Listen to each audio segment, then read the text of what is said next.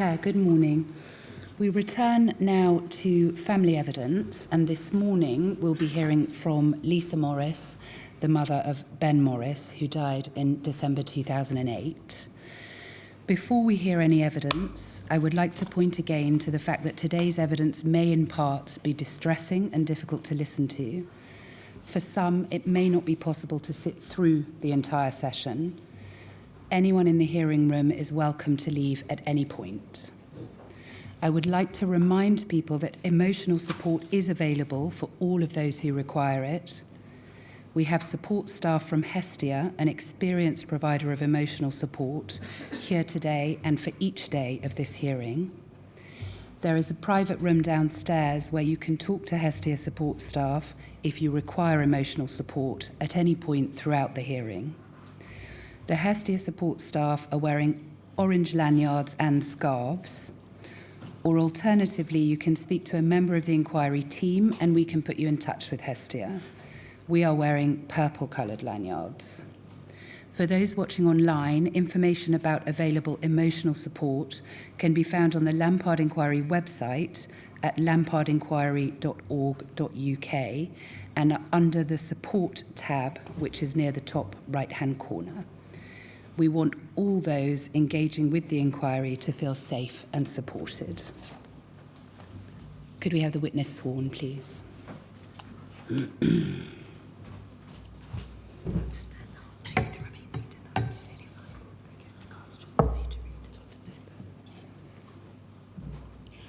I, Lisa Morris, swear by Almighty God that the evidence I shall give shall be the truth, the whole truth, and nothing but the truth.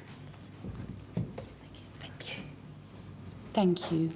Can we start? Could you give your full name, please? Yeah, Lisa Ann Morris. Thank you. Lisa, you are the mother of Benjamin Morris, who died at the Linden Centre, aged just 20, on the 28th of December 2008. Yes.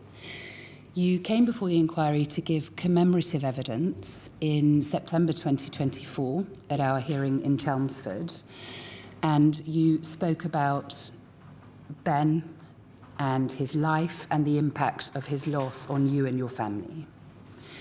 You've now provided, in advance of this hearing, a witness statement that's dated the 16th of January 2026. And Lisa, you should have a printed copy in front of you. Yes. Could I ask you, please, to turn, it's a 59-page statement, but if you could turn, please, to page 57. Yes. And just take a look at that page. 61 pages, actually, I'm so sorry. But if we could look just for now at page 57. Yep. That is the page where we see the date, and that's also the page where you made a statement of truth and signed. Yes. And Lisa, to confirm, sitting here today, are you content that your statement is true and accurate? Yes. Thank you. I want to start by going through some of the investigations that took place following Ben's death. Because, Lisa, I think it's right, isn't it, that there were a number of investigations and reports after Ben died? Yes. So we're going to come back to some of those, but just taking them in order, an initial, what's called a 7-day report was carried out by the Trust. Yes. And that was published in January 2008. Mm-hmm. There was then also a full panel serious incident investigation and report. And that was produced in July 2009. Yeah. We're going to come back to that report in particular because I think, and you must tell me if I'm summarising correctly, that report made a very wide-ranging series of findings. Yes. In relation to significant failings in Ben's care. Yeah. Can I take it that you agree with those findings? Yes, I do. Thank you. There was also, in February 2011, an Article 2 inquest before a jury. Is that right? Yes. And then there followed 2 reports by the Parliamentary Health Services Ombudsman. Yes. The first in 2017 was strictly related to Ben. Yes. And then in 2019, a further report was published that addressed failings in Ben's care, but also addressed failings in the care of Matthew Leahy. Yes. Matthew died 4 years after Ben in the same unit, yes? Yes. In November 2012. Yes. Both of those reports, again, found significant failings, both in the care of Ben and in the care provided to Matthew Leahy. Yes. Can I take it that you agree with the findings of those two reports also? Yes, I do. Thank you. We know, Lisa, that Ben's death was also included in the Health and Safety Executive's prosecution of the Trust in 2020. Yes. You were aware of that at the time and gave a victim impact statement in those proceedings. Yes. For you, this has been running on for many years. It has. In addition to all of those investigations and reports and prosecutions, there was some police involvement, is this right, in the immediate aftermath of Ben's death? Police involvement, from what sort of I read from all the information I had, they just sort of went to the hospital. Yes. When Ben died. And again, from what I can read, I haven't got any other evidence. They got a few statements and put Ben's death down to suicide. Yes. I don't think there was ever an actual investigation as I understand. such. That's your point, isn't it? There was no full police investigation. Yes, that's... And that is a matter which, for you, remains outstanding. Yes. So my understanding is that in 2021, you wrote a very detailed letter to the Chief Constable of Essex Police. Yes. And if I can summarise, in it you set out a number of facts or areas of confusion about the circumstances of Ben's death. Yes. And you made a formal request to Essex Police for his death to be investigated in full by police. Yes. In summary, Lisa, the response you got was a no. Yes. Is it fair for me to say that you remain wholly dissatisfied with that response? Absolutely. As I understand it, to you, there remain issues and concerns and areas of conflict around what you know about the way in which Ben is said to have died, that to you simply do not make sense. Absolutely. Do not stack up. No. And one of the things that you tell us in your witness statement is that of all that has taken place, those are matters that continue to haunt you. They do. Not knowing, I think, is worse than knowing. I understand. There was also a civil claim against the trust, so civil proceedings were issued. And I want to note, because I know that it's extremely important to you, that the reason you issued civil proceedings against the trust was not related in any way to a desire for compensation on your part. No, not at all, not at all. It seemed the only way to be able to get any statements from staff, the reports. They wasn't going to give them to me.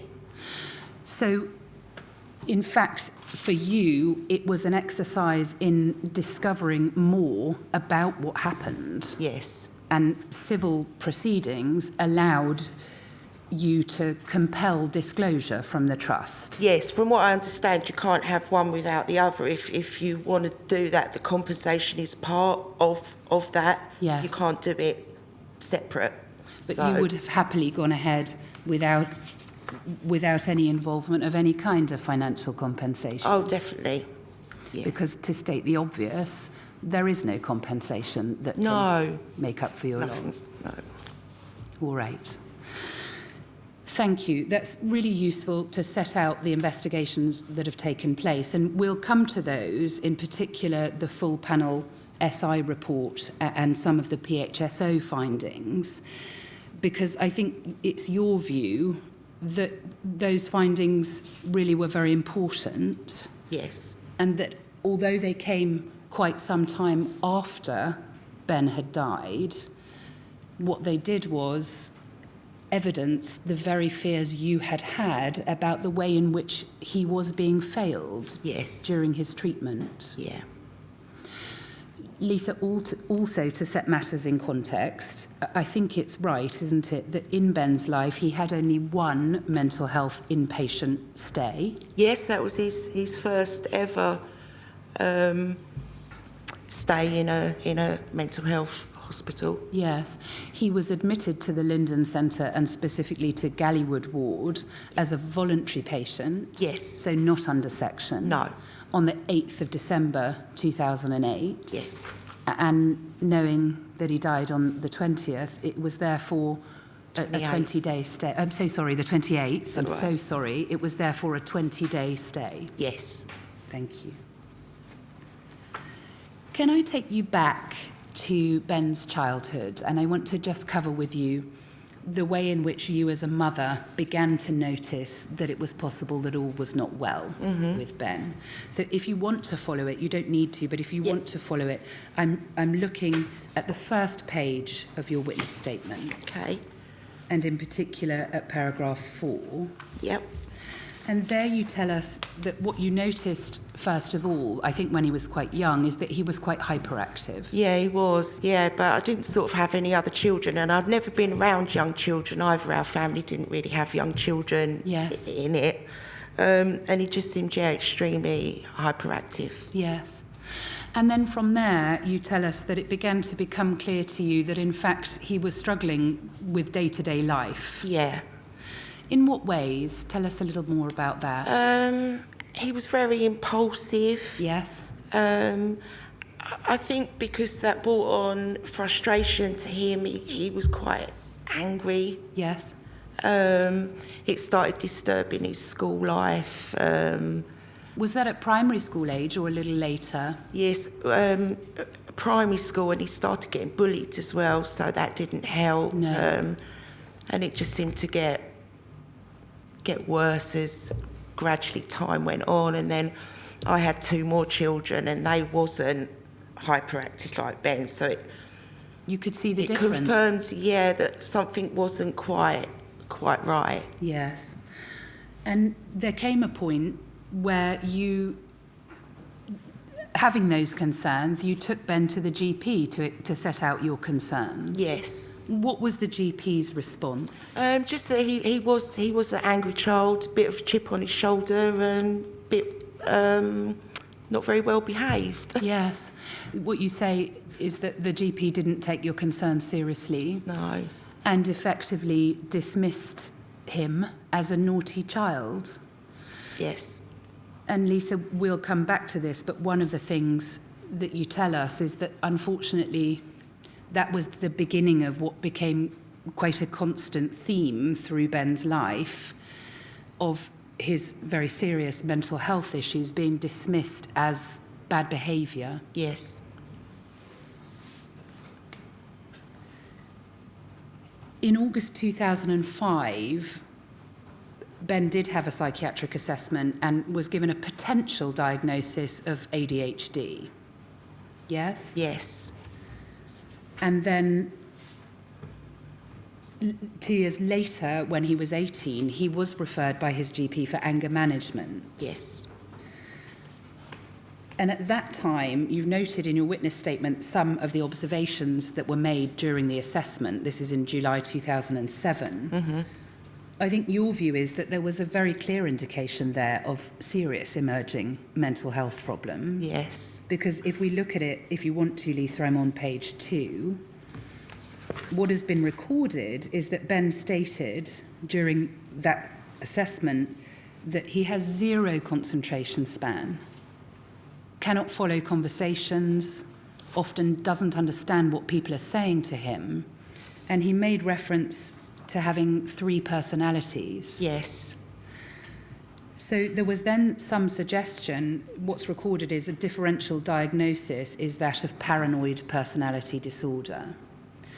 That was never given as a formal diagnosis, No. is that right? No, all just suggestions, all just maybes.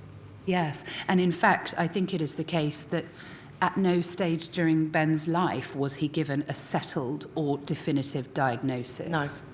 Other than ADHD. Yeah. I mean, the doctor then was pretty sure it was ADHD. Yes. But I'm not sure if it was still a proper diagnosis. Yes. In January 2008, Ben was referred to a psychiatrist, and looking at page 3 and paragraph 14 of your witness statement, again, there's suggestions of certain diagnoses. There's nothing definitive. No. So what was recorded at that time were some features of an emotionally unstable personality of the impulsive type, but insufficient information to confirm. And what we know from the records, and I think, in fact, you knew at the time because Ben was 18, is that that psychiatrist started treatment with a drug called carbamazepine. Yes. You understand that to be effectively an anticonvulsant that can be used as a mood stabilizer. Yes. But it was also at about that time that the behaviours you've described began to draw Ben to the attention of police. Yes. He was by then an adult. Yes. And in March 2008, the same psychiatrist who had seen Ben in January 2008 and given a sort of suggested possible diagnosis, 3 months later was asked to make a report for the magistrates' court. Yes. In relation to criminal proceedings, and felt able, based on the same January assessment, to give a slightly different interpretation. Yes. To you, that seems very confusing. Is that fair? It wasn't so much to me. This is what it just made Ben worse, because he had then. So by the time he died, he had a possibility of several different things wrong with him. Yes. But nothing was confirmed. Yes. So no medication was given to help him control it. Yes. And it made him worse. It frustrated him so much. Of course. He just wanted to know what was wrong with him. Yes. And as far as you are aware, we're now in January and March 2008, but at no stage in his young life, as far as you are aware, both from the time and having looked through all of the records, did anyone identify the baseline cause of his symptoms? No. By early April 2008, Ben was unwell enough that you took him to A&E. Yes. And if you want to look at it, again, Lisa, I'm at the top of page 4. Yes. You tell us there that the staff at A&E were far from empathetic. Yes. What do you remember about that? Tell us how Ben was at the time. He was actually, in the end, he tried to explain how he was feeling to them, and he didn't really seem to get a lot of understanding or, what should I say, not sympathy, compassion. Yes. He ended up actually sitting on the floor with his legs crossed, smashing his head against the wall. In the A&E department? Yes. And he was escorted out by security and police. Yes. He was actively asking to be admitted at that time. I don't think you could show it much more that you need help. Yes. Was he overtly expressing a desire to harm himself at the time?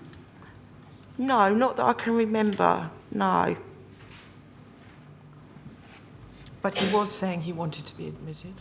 Yes, he wanted desperate help. And to you, I think it was very clear that he needed it. Yes. In fact, he was escorted out of A&E, and the outcome of it was a crisis team follow-up. Yes. I mean, it almost made him want to give up trying to get help. Yes. He said it used to make him feel a bit stupid, really, going to ask for help and then just being treated in that way. Yes. On the 9th of October 2008, again recognising himself that he was desperately unwell and needed help, he went to A&E, I think this time with his grandmother. Yes. And you know from the records that he was seen by a crisis team staff member on that date. And looking again at page 4 and paragraph 20 of your witness statement, what is recorded there are suicidal thoughts, Yes. paranoia and nightmares, sees himself in a coffin, and paranoia and visual hallucinations. Again, he was sent home and was seen the next day at his grandmother's house by a psychiatrist. Yes.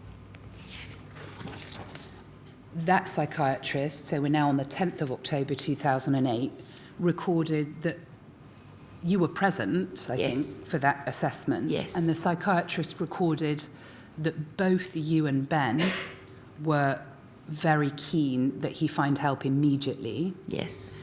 And that psychiatrist also recorded that you both believed and were expressing that without help, he was at high risk of hurting himself or even ending his life. Yes. He was referred to a local crisis mental health team and had 2 appointments there or through that team in late October and mid-November 2008. Yes. It was then that he received a formal diagnosis of ADHD. Yeah. And tell us about the effect of receiving that formal diagnosis. He actually had tears running down his face. I think he'd waited so long. And he said to finally get that diagnosis, it just gave him reassurance that he perhaps wasn't going to be like this forever.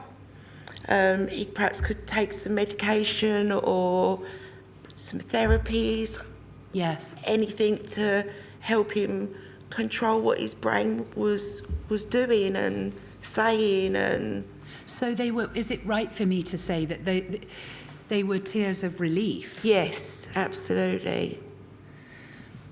One of the things at the time of that diagnosis that happened is that the psychiatrist also expressed the view that temporal lobe epilepsy might also be a factor. Yes, because he'd have kind of like a blackout. Yes. He could do something, and he'd say like, "Oh, who done that?" And well, you did, Ben, and he wouldn't remember. Yes. So Had that been he going was on? awake, but Not there. yeah, I understand. So for that reason, because the psychiatrist had the view that that type of epilepsy might be a factor, yeah. he ordered an EEG, which was carried out. And the first part of it was carried out, yeah. Tell us, so what happened about the second part? So he had all the brain scan, Yes. and that come back, I think, to be all normal. Nothing was found. Yes. So the doctor then decided he wanted to do one where he would be sleep deprived before Yes. he had it done. Yes. But that wasn't booked in until the January. Yes. So the first part, the first sort of normal EEG having been returned as normal effectively, the psychiatrist ordered for a more specialised sleep-deprived EEG to be carried out. Yeah. Forgive me. I think, in fact, that appointment was made for the 8th of January 2009. But as you understand it, the advice was that treatment should not begin for ADHD Yes. until that more specialised EEG had been carried out. Yes, because the results of the what are they called? ECGs? Yes. Yes, the ECGs. result of that would be then depending on what medication he would be put on for the ADHD and the temporal lobe Yes. epilepsy. And in fact, exactly, and what the doctor recorded at the time, and this is in the quote that you've put in at the top of page 6 of your witness statement, I will not start treatment for ADHD unless and until I am fairly clear about the status of his possible temporal lobe epilepsy. Yes. So that's where things were left. Yes. We then come to early December 2008, and in summary, as I understand it, you were not at home and Ben broke into your flat. Yes. Contacted you and made a number of threats. Yes. And you, knowing that he was very unwell, felt you had no choice but to contact police. Yes, unfortunately. When you did so, you made what I understand from your witness statement to be fairly desperate efforts to explain to police that your son was unwell. Yes. And needed care and treatment. Yes. But you do not feel that that was received or listened to? No.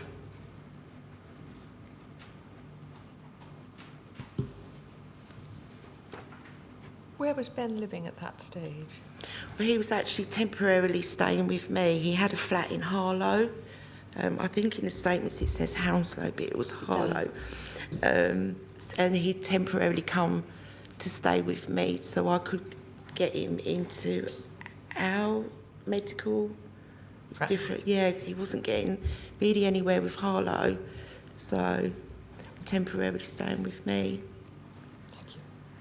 Police released him, and then later, as I understand it, Ben rang his grandmother from a train station Yeah. and sounded extremely unwell. Yeah, On that occasion, police attended and did appear to you to understand that he needed assistance. yes, And they took him to A&E. yes, From there, in the early hours, very early hours of the 8th of December, Ben was admitted to Gallywood at the Linden Centre. yes. Now, you were aware of that at the time, and is it right for me to say that throughout those 20 days you visited Ben at the Yes. Linden Centre? Yes. How often was that, Lisa? We went quite a few times. Yeah, so just vaguely. 7, 8, 9 times. Yes. And if I didn't go to visit, then on the phone all day, every day. Yes. Either to me or his ex-partner or to my mum. Yes. I think just because he was so bored. Yes. There was nothing to do other than to chat and, yeah. Yes. And he had a loving, supportive family. Yes. So he leaned on you all during Yes. that time. And Yeah. as I understand it, he really was on the phone to one or other of you for a great deal of the time that he was there. Yeah, it was. That, of course, also means that you had a very good sense of how he was doing. Yes. Because you were speaking to him or seeing him so regularly. Yes.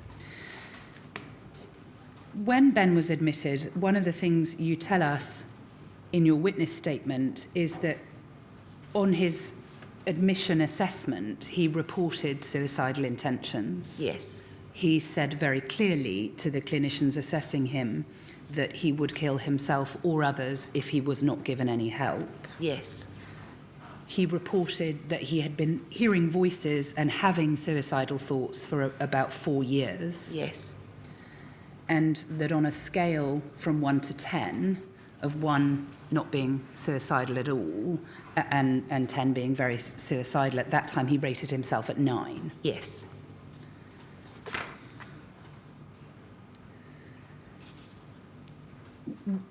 What appears to have happened is that despite the fact, because we're now in early December 2008, and the more specialised ECG, the sleep-deprived version, had not yet been carried out. No.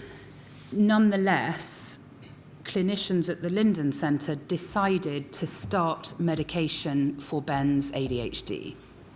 Yes.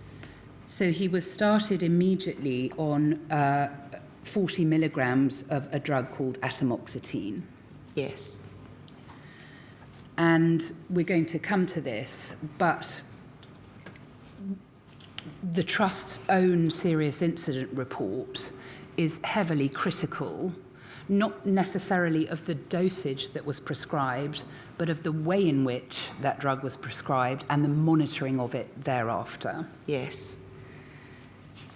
We'll come to it now, actually, but what you have learned from that report is that the doctor who took the decision to prescribe that medication for Ben's ADHD did not take steps to consult any specialist colleagues who were specialists in the treatment of ADHD. Is that right? Yes, and according to the NICE guidelines, is Yes. it? Yeah, they're meant to consult with someone who specialised in ADHD Yes. before prescribing that particular drug. The other point that is noted in the serious incident report is that the psychiatrist who prescribed that medication acknowledged when he was interviewed that it was possible that nursing staff on the Linden Centre who were responsible for the day-to-day care of your son were not made fully aware either of the purpose of his admission or the precautions that would be required, he having been prescribed that drug. Yes.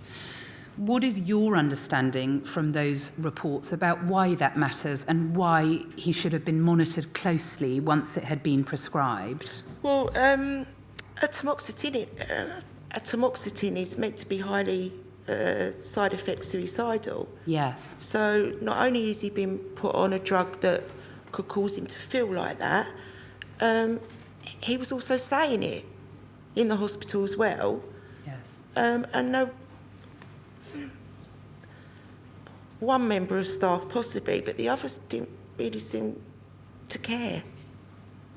To care about what in particular? Well, his behaviour, the way he would be, his behaviour just seemed to again be put down to not naughtiness. He was a bit old for that then. Yes. Bad behaviour. Yes. He just seemed to be classed as someone that was angry and not very well behaved. Yes.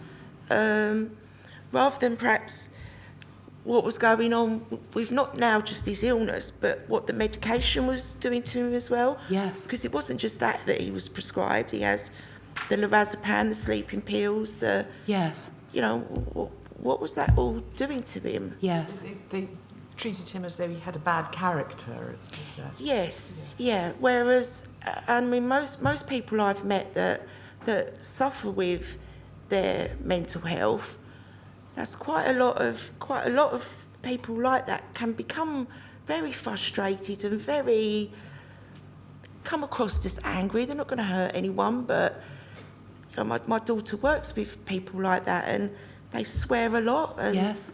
they might kick the skirting boards, Yes. but it's all very accepted where my daughter works, whereas where Ben was, it was quite the opposite and not accepted at all. Yes. At all. And I think one of your points is that rather than try to establish what might be causing the agitation or signs of aggressive behaviour as it was described, staff simply reacted to aggression as though it was almost sort of evidence, we'll come to this later, but almost sort of evidence of criminality or some sort of Yes. bad character. Yes. One of the things that the panel carrying out the serious incident report discovered is that although the psychiatrist who'd prescribed atomoxetine said that he had had a discussion with other staff about that, neither Ben's key worker nor the ward manager on Gallywood had any awareness as to the potential side effects of that medication. Apparently not. And therefore, nobody was monitoring for those. Exactly. One of the things you say, going back to the evidence you've just given us about how Ben's behaviour was treated, is that in your analysis of the observations and day-to-day notes from his care, what appears to be recorded principally are observations about him being difficult or demanding, Yes. as well as really very sort of basic observations about location. He's in the corridor, Yes. or he's in his room. Yes. What appears to you to be crashingly absent are any observations about what is actually going on for him. I don't think anyone asked him really, ever. Again, I think apart from one member of staff, she had a nice conversation with him and he really opened up to her. But other than that, perhaps, it seemed like perhaps he was in like an alien costume and they just didn't want to go near him, let alone talk to him or try and find out who Ben was, what's going on, or there doesn't seem to be any of that at all. Yes. So if we look, Lisa, at page 10 of your witness statement, and if you look with me, please, at paragraph 39, this is a section where you're explaining what you've just explained, that the majority of staff appeared to have a very negative sense of Ben and of his behaviour. Yes. But you also say there that it appears to you, and I am summarising, that it really very much depended on which staff member he was in front of and how they treated him. Yes. Tell us about that. Yes, and Ben was like that all his life, really. If you spoke to him, and I don't mean like you had to sort of, just basically, if you spoke to him with respect, Yes. you'd get that back. Yes. If he knew you was deliberately trying to wind him up, torment him, bully him, then he wouldn't give that respect to you. Yes. Why should he? Yes. So I think it's the staff that treated him like that got that attitude back from him. Yes. The staff that treated him with respect and like a human being, he spoke to them quite fine. And I think you're going to go on to tell us that you do consider that there were a number of members of staff who didn't speak to him or treat him as though he was a human being. Definitely, and that some of the staff have even written nasty things about him in their statements after he died. Yes. So I actually dread to think how they did actually treat him while he was alive. Yeah, so one of the statements that you've seen, a staff member describes him as something of a wannabe gangster. Ali G, wannabe gangster. Yes. Yes. And to you, that is deeply offensive. Yes. Tell us why. It's an obvious question, but... Just how can you write something like that? You're a professional member of staff and you're putting in your statement when someone has died through their fault of not watching him. Yes. They add insult and write something like that about him. Yeah. Another member of staff said they don't know what the family are making such a fuss about. A fuss after your child has gone into a hospital that is meant to be safe and died 20 days later. Yes. And the family are making a fuss. And that if it was her son, she wouldn't want him home at Christmas either. I mean, to read something like that after your child has died, Yes. that's just... And I think it just shows what they're about. Uncaring, no compassion, and really don't care. And your feeling, is this right, is that if staff are prepared to record that kind of comment in statements that are going to come to you, the family, or are going to be made public, at least within a coroner's court, one of your fears is that behaviour that isn't seen and that was going on the ward might have reflected those attitudes far more deeply. Exactly. I want to take you now, please, to the events just before Christmas. But before I do that, just tell us, when you saw Ben during, let's say, between the 8th of December when he was admitted and around about the 23rd, how did he seem to you? How was he coping? Were things improving? No. He hated it in there. He said it was hell. But he said he was prepared to stay. Yes. Because of hopefully getting help. They let him out a lot, so I guess that helped him a bit. I'd quite often meet him in Chelmsford, and I wouldn't even go to the hospital, just meet him out in Chelmsford, and he could get a bit of space away from the ward and that environment. But, yeah, he wasn't very happy to be there, but he so desperately needed the help, so it was catch-22. Yes. And he was a voluntary patient. Yes. So we can take from all of that he knew that he needed help. Yes. And that despite the fact that he was unhappy or described it as hell, Yes. he felt in himself that he needed the assistance and he ought stay. Yes. One of the things you tell us is that on the 23rd of December, both you and Ben's girlfriend at the time spoke to him on the phone. Yes. And that he seemed to be particularly distressed. Yes. Absolutely begging, please, just to come and get me. I need to get out of here. Yes. Can I just come home? You reassured him that he was in the best place and that you would come to see him the next day. And you did, you went in on Christmas Eve, and you saw that he had a number of injuries to his forehead. Yes. You asked him about it, obviously. Yes. This was the first you knew of any incident or injuries. Yes. And he simply said to you that his head had gone through a glass door. Yes. He wouldn't tell you much more about that. No. I think, is this right? You actually, on the same day, saw on the ward at a door adjoining a communal area a boarded-up glass panel. Yes, we was all in the, it's communal lounge, family room on Christmas Eve. And well, it's literally, as you go into reception, they have to buzz you in to go into actually the hospital and the wards. So there was sliding doors, and then at the end of the sliding doors, it's from sort of top to bottom, there was a glass panel. Yes. That was all boarded up. I see. And I'd done, because it's not anywhere in Ben's notes that glass was smashed or what happened, I'd done a freedom of information or a subject access, and they agree, yes, the glass was smashed and boarded up on the early hours of Christmas Eve. Yes. In fact, having looked through all of his clinical notes that you have, the only reference to this incident, there's no reference to what happened, there's no reference to his injuries.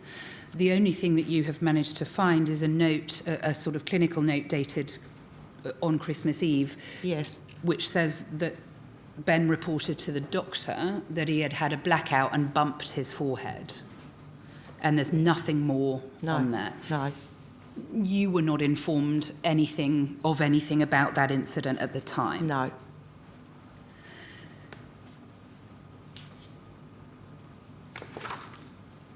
You spoke to a member of staff, I think, about the possibility of taking Ben home for Christmas. Yes. And that conversation you didn't find at all reassuring? No. Tell us why. They didn't explain how he would come home with his medication. They said that they would try and make sure he had enough medication for a few days. And that worried me for a start, because I thought he can't start these and then just stop and start them when he gets back. Yes. And when I saw him, to be honest, on Christmas Eve, he got so downhill. He had gone so downhill. Tell us, in what way? He could barely even communicate. Really, just so quiet, withdrawn. Lost so much weight. Yes. His face was so gaunt. It was like he'd been given different medications, sort of. Yes. Just completely different. Couldn't really sort of engage. And we had his daughter with us then as well, and he just really, really struggled. Yes. His daughter was very small at the time. Yeah, she was 2.5. And before that, you had taken his daughter to visit him on the ward. Yes. In the period leading up to Christmas, and there are notes recorded to say he was engaging with her appropriately and all was well. Yeah. But by the time you saw him on Christmas Eve, this was a very different Ben than the one you knew. Your decision was that he wouldn't come home on Christmas Day because obviously you had his siblings to think of and you were concerned about how you would keep him safe. Yeah, and I was almost scared that if I had him home, would they have him back? Yes. That was a worry. You know, it's taken so long to kind of get him some professional help, and now he's in there. If I take him home sort of for a few days at Christmas, will they say his bed's gone, or Yes. they can't have him back in there? And then we've got to go through it all again to try and get him I see. help again. So you felt worried throughout about losing the place. Yeah, I felt worried about so many different things. Yes. And obviously, number one, for Ben's safety, it just didn't seem Of course. right, and yet cruel to say no. Yes. So Lisa, you were in an impossible position as a mother. All right. You went to see him on Christmas Day, I think, at about 11:30 in the morning, and you took your other two children, and to visit him and give him Christmas presents and so on. How did he seem on Christmas Day morning as compared with how you'd seen him on Christmas Eve? Worse.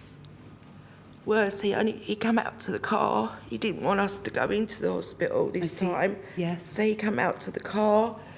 He was in the car 5-10 minutes Yes. and went back in. Still very withdrawn, still very quiet. Yeah, very. At that time, Lisa, either on Christmas Eve or on Christmas Day, did you speak to staff about the change that you were seeing in him and the deterioration that you've described? Well, I spoke to the member of staff about having him home, Yes. and I mentioned to him that he was really seeming more unwell than what he was when he went in there. Yes. So I mentioned it, but as for Pacific conversation, I don't think so. No. We're going to come to the events then of Christmas Day afternoon, and I know that this is very upsetting for you. I want to run through them with you, though, because it's so important, Lisa. If you feel you need to stop or take a break at any point, you're going to tell me. Yeah, thank you. One of the things that you and your family had given to Ben was a DVD player. Yes. It's almost impossible to remember now, but it was I know. 2008, so it's a sort of portable player that you plug in and he could watch films on. Yes. And after you had gone home, as usual, you spent a lot of that day on the phone with him. Yes. And when you spoke to him at a certain point in the afternoon, as I understand it, you were talking with him. He told you that he was in his room, Yes. on his bed, Yes. and he was watching a film on the new DVD player that you had given him. No. No? So I probably did talk to him then as well. Yes. But I'm not. Yes, and then they went in and took it away. Let's look at it in your witness statement, because I want Yeah. to make sure I'm not confusing the timeline. If you Yeah. go, please, if you look with me at page 13, Yes. and then I think paragraph 47. Actually, you're quite right, Lisa. It's me that's confused matters. As you explain there, is this right? Ben told you on the phone that he had been watching a film on his new DVD player and that a member of staff had come in and taken it from him. Yes. Tell us what he said to you about that. Just that they'd come in his room and just yanked the plug from the wall. Yes. And took it away, said he couldn't have it. It wasn't electric tested. Yes.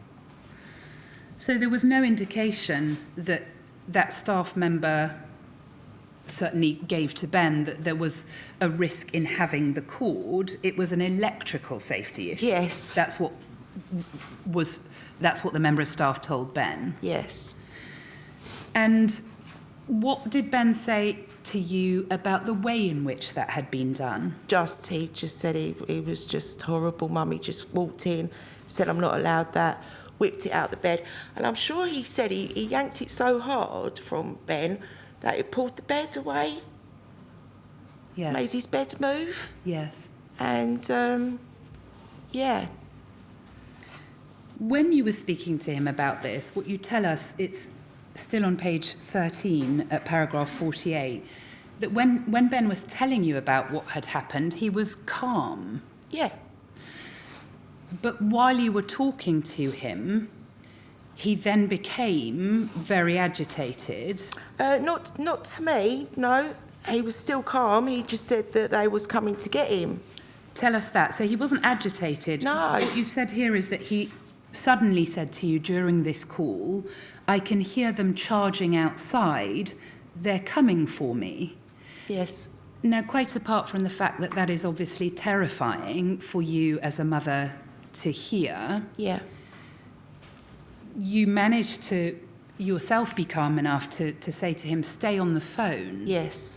And did you do that because you wanted to hear what was happening? Yes. Tell us what did happen as best you can remember. From what I can remember, so Ben said he was on his bed with his phone. He said he got out, he put it on the phone on the windowsill. What I heard was then just Ben begging this nurse to tell him what he'd done wrong Yes. and why were they doing this to him. Yes. I think I heard a member of staff saying that they could do with a straitjacket or a restraint jacket. They said after they don't use them. But Ben actually said, so I heard them say this, Ben actually said, you'd have to break my effing arm to get me in one of them. Yes. So it sounded like they was being really, really quite rough and with him. And I got to the point where I just couldn't listen to any more. It got too much. What were they doing? Too distressing. And Ben is continuing to beg and ask what he's done wrong and why are you doing this to me? I should imagine tears were flowing by the sound of his You could hear him crying. desperation in his voice. Yes.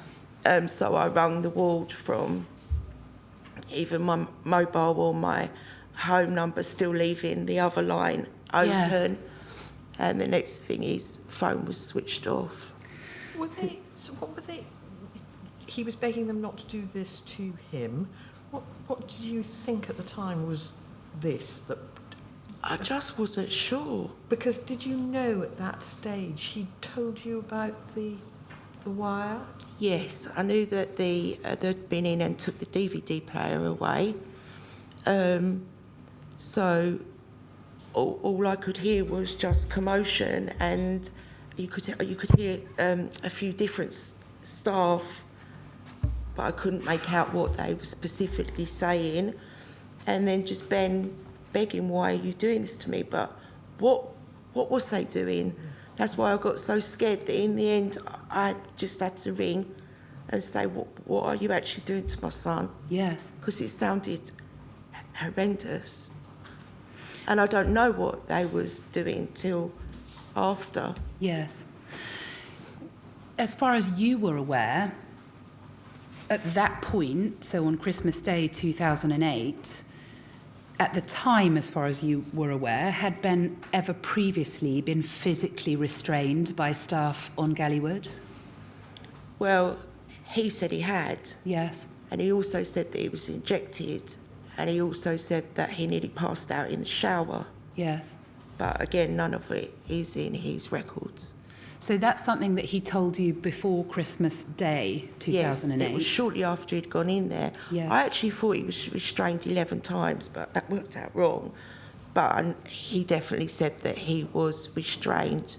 They jabbed him with something. Yes. And it made him feel all dizzy, and he thought he was going to pass out having a shower. Yes. And that definitely wasn't on the 25th. That was shortly after he'd gone in there. Because I can remember thinking, God, you've only been in there a day or two. Yes.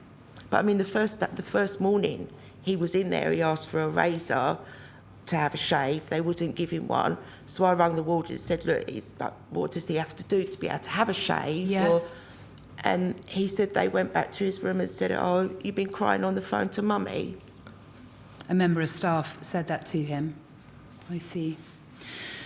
When you called the ward on Christmas Day, having heard the commotion you described, I understand you left the line open on your mobile because you could still hear what was happening.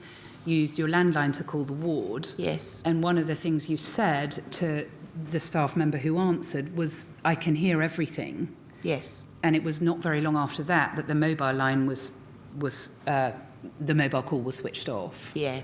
It was in a nurse's statement that they went into his room and they did find his phone on the windowsill. Yes. Now, we're going to come on to, because there was a sort of internal investigation into those events, Yes. and it was confirmed to you that Ben had been physically restrained, just as you suspected, having heard it on the phone. But one of the really key things that I think you want to highlight is that in all of the minutes prior to that event, Ben was on the phone with you. Yes. And calm. Yes. And as far as you are aware, and based on what he was telling you, no incident was taking place that could or should have led to an incident of physical restraint. No. I mean, I was always led to believe that physical restraint was literally the last, very, very last option because it's not very nice. Yes. So I just couldn't understand why. Yes. Why did they do that to him? The truth is you still don't know the answer to that question. Is that fair? Yes. And you have seen the statements from the Trust's internal investigation into those events. Yes. Is it fair for me to say that your overarching impression of the content of those statements is shock? Yes. Why? Because they're saying a completely different account to what happened. They said that he was out in the corridor, I think kicking the skirting boards and swearing. Yes. So in their eyes, they had no option but to restrain him. But my argument to that is, how can his phone get on the windowsill in his room if they started restraining him out in the corridor? Yes. His phone would have surely dropped on the floor or something. They wouldn't have found it on the windowsill. Yes. And in any event, Lisa, stating the obvious, you heard what you heard. Yes, and he was quite calm talking to me. I think he'd spoke to his girlfriend beforehand. Yes. And none of, probably my mum, none of us had heard him agitated or in such state that Yes. he would need restraining. Thank you. One of the other things that you have learned is that the staff who were present with Ben and physically restraining him or involved in that incident were Gallywood staff. Yes. At some point, the pinpoint alarm was pressed and two members of staff from neighbouring Finchingfield ward Yes. came to assist. Yes. And what you notice are two important things. The first is that Finchingfield staff who were present took a markedly different approach Yes. than Gallywood staff. Yes. Tell us about that. They seem to more want to use calming, talking, try and calm the situation down. Yes. I think they was a bit puzzled as well why the staff of Gallywood ward were doing this. Yes. And then there's just seemed to be really a big row and hoo-ha between the staff of the two wards. Yes. My Ben was stuck in the middle of it all.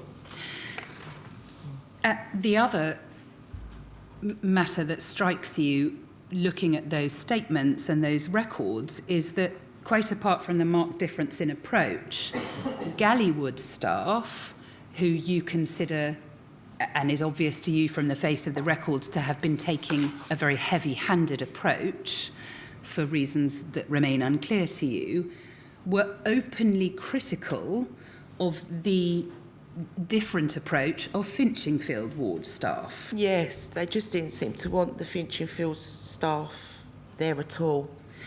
And one member of staff from Gallywood, in their statement, refers, and I think to you this is impossible to understand, to Finchingfield staff who had come onto the scene and were present, using inappropriately soothing language with Ben. Yes. So we have here 2 sets of staff from 2 separate wards using a markedly different approach. If we can summarise it, one is sort of escalating matters and the other is attempting to de-escalate. Yes. And we also have overt criticism from Gallywood staff of Finchingfield staff trying to take a softer, de-escalatory approach. Yes. The way that you see it is that the right approach was to try to calm Ben. Yes. And to de-escalate the situation. Yes. But the main thing is there was no situation to start with until Gallywood staff Yes. barged in his room. Yes. So there was never any situation. I just don't understand why they done that. Yes. They made the situation out of something that shouldn't have been. Yes. One of the most troubling pieces of information that has come to you is a statement from a nurse. If you want to look at it, actually, Lisa, let's look at it together. This is on page 16 of your witness statement and paragraph 60. Yeah. And a particular nurse gives an account, I think it's dated later, in January 2009, where she records as follows: I went on to Gallywood ward and a support worker, as you know, we're not currently naming staff, Yep. was walking into the office bragging to another support worker how he had gone into Ben's room alone, attempted to pull Ben away from the DVD and pulled the bed out with Ben sitting on it and yanked out the plug in the middle of the film. Yes. Now, that accords with what Ben had told you. Yes. This staff member says that the support worker she is speaking about was describing this in a bullying fashion, Yes. bragging about how he had said to Ben, "Don't even think about taking me on." Yes. Now, to you, this is all evidence that would tend to support, first of all, what you say about the fact that this was essentially, I think you do say this in your witness statement, I don't want to put words into your mouth, but you consider this to have been an unprovoked assault, essentially. Assault, yeah, absolutely. And we do have a statement was actually given to the police from this member of staff saying that she thought it was an assault. Yes. And she wasn't even called into the inquest to give evidence. No, and you still don't know why that was, is that right? Know. She was on the witness list, but... Yes. In general terms, Lisa, I think having that information, is this fair? Those records confirm your fears about staff treatment of Ben while he was there. Yes. And again, I don't want to put words into your mouth, but really if we can summarise it, one of the things that I understand you to be very keen to get across is that rather than being in a safe place, the attitudes and approach of staff in fact led to a very marked deterioration in Ben's mental health. Yes. Is that fair? Yes. What occurred in the evening, because we understand that there's a policy to review a patient once there has been an incident of physical restraint. Yes. And you have seen the duty doctor's note from about 9 p.m. on the evening of Christmas Day. Yes. Where the following is recorded, where he says the policy is to review someone after restraint, so that's why that's being done. And he describes Ben as pleasant and cooperative, and that Ben says he couldn't remember the details or events leading to the restraint and hence couldn't discuss it. Yes. Lisa, what are your views about why, by the evening, Ben might have been presenting as pleasant and cooperative and saying he couldn't remember the events? Well, I don't think it's by the evening. I think he was quite pleasant all day. Yes. Until sort of they barged in and done that to him. He was fine before that. Yes. Like I say, it wasn't like anything massive sort of happened to warrant them going into his room and restraining him. Yes.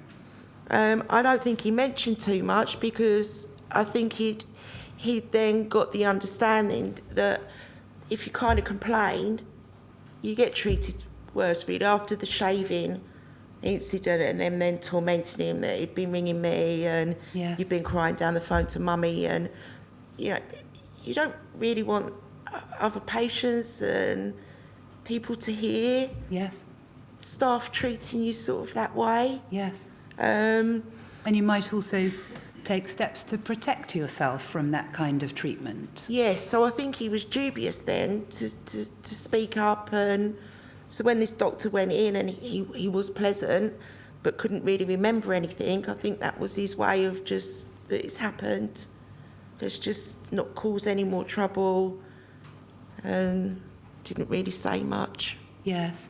Lisa, do you consider that he was afraid? Do you know what, that's a really funny question, because Ben had no fear in life at all. But I think it was the first time that he did feel fear. That I'd actually seen him frightened. Yes. And I think worried for his own safety, possibly even life. Yes. It's just so odd that the 23rd he was begging to come out of there and his head goes through a window. Then Christmas Day, this restraint happens to him. So he must have been aware that they didn't like him. Forgive me for asking you this. Ben, you describe how he could be aggressive sometimes. Aggressive more verbally than physically. Okay. And was he a big person? Was he? No, he was about 5'5". Oh. But he was very muscly. Yes. And he was really, really strong. Yeah. Almost unhumanly strong. Did you ever see him be physically aggressive? I've seen him, like I said, not aggressive as such, but bashing his head. But not to other people? No, never seen him physically aggressive to anyone. Thank you. In terms of his size, I think he weighed about 70 kilos in 2008, didn't he? And he was slender. He might have been muscly, but he had about a 28-inch waist. Yeah, sort of waist went from that to that sort of thing, yeah. Yes, I understand. Lisa, I want to move on to talk a little with you about periods of leave that Ben was granted. And then once we've done that, depending on how you feel we're going, I'm going to suggest that we take a short break. All right. Talking about leave, you told us earlier that he was allowed to leave the ward on a number of occasions. You met him in Chelmsford and so on. Yes. And of course we bear in mind that he was a voluntary patient. Yes. So he wasn't detained. No. But there are a couple of things we want to note, I think, about the way in which leave was handled for Ben. And these are matters that do come up both in the SI report and the PHSO reports later. Yeah. One of the matters that you raise, I don't think it's in your witness statement actually, but that you raised to the PHSO was that his leave appeared to be mismanaged and disorganised in such a way that on one occasion you arrived at the ward to see him and staff didn't know where he was. They didn't even know that he wasn't there. I'd met Ben in Chelmsford town. We'd got him a dressing gown, some slippers and some bits. And he said, Mum, would you mind running my things back to the hospital, just dropping them off, and I might hang around like in town for a bit more? Yes. Fine. So I got to the hospital and I said, I've just brought some things in for Ben. They said, oh, we'll go and find him. We'll go and get him for you. Yes. Of course, he wasn't there. He was in the town. And they must have been gone for a good half an hour until they come back and told me they couldn't find him. And I said, had you not rushed off so quick, I would have actually told you. I've just met him in the town. They didn't have a clue that he'd even gone out. No. One of the things that the PHSO noted in their report, it's quite a significant finding, is that there was a service failure in relation to the management of Ben's leave. And what we know is that what you've discovered is that there were at least 3 occasions on which he was granted leave, including overnight leave. And on none of those occasions does there appear to have been any risk assessment carried out. No. There appears on none of those occasions to be any documented rationale for granting leave. Mm-hmm. Nobody appears to have recorded contact information or details of where he was planning to go. No. Or who he was planning to be with. No. And on one occasion, he was granted leave on the very same day that his medication had been increased. Yes. On another occasion, he was granted leave the day after an incident of physical restraint. Yes. In fact, I think that's Boxing Day, the 26th of December. Yeah. And what the PHSO found is that, essentially, to summarise, the Trust had not managed Ben's leave even vaguely in line with its own policies and guidelines. Yes. We're going to come on, I think, we've been running now for around about an hour and 15 minutes. And Chair, as long as you're content, I wonder whether we could take a short break of 10 minutes now. Yep.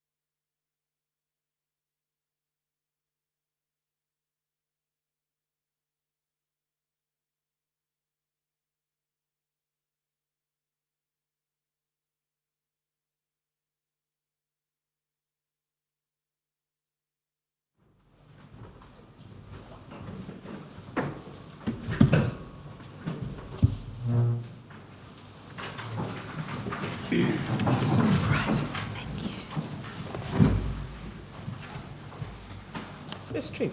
Chair, thank you. Lisa, before we move on in time, we were talking about the events of Christmas Day 2008, what you remember of it, what you've learned about it since. And I want to just take you to another piece of information you've set out for us about that. If you take a look, please, at page 50 of your witness statement and at paragraph 129, which is the bottom paragraph on that page. Is this right? You have learned, I think, through statements made for the coroner at inquest, that police attended Gallywood Ward on the 25th of December to speak to Ben? Yes. Now, is this right? You didn't know that at the time? No. And neither staff nor Ben himself told you about that in the days between Christmas Day and the 28th when Ben died? Yes. What is really key for you, I think, to highlight is that one of the officers who attended on Christmas Day to speak to Ben was an officer who knew him already. Yeah. And what that officer says in his or her statement is that when they attended, they found Ben crying on his bed, Yes. that he was extremely subdued, Yes. and upset, Yes. and that he asked officers, "Have I hurt anyone?" Yes. Now, that is something you referred to a little earlier in your evidence, that he would have these periods where he appeared later to be, or even shortly afterwards, unaware of what had taken place. Yes. This officer goes on in the statement to say, Ben is someone I know and have spoken to in the past, Yes. and describes him as a cheeky chappy, Yes. someone who's very forward, Yes. almost a little bit jumpy, Yes.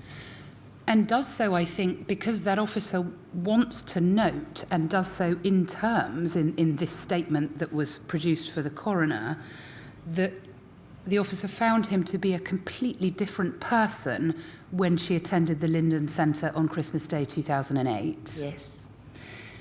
Now, confirming what you've told us about how you saw him on the 23rd, 24th and 25th, at the very bottom of the section of that officer's witness statement you have set out, this is on page 51, the officer says this: "However, during the incident on Christmas Day, I felt that he had almost crawled inside himself and was very quiet, and as I previously said, he spoke in almost a whisper."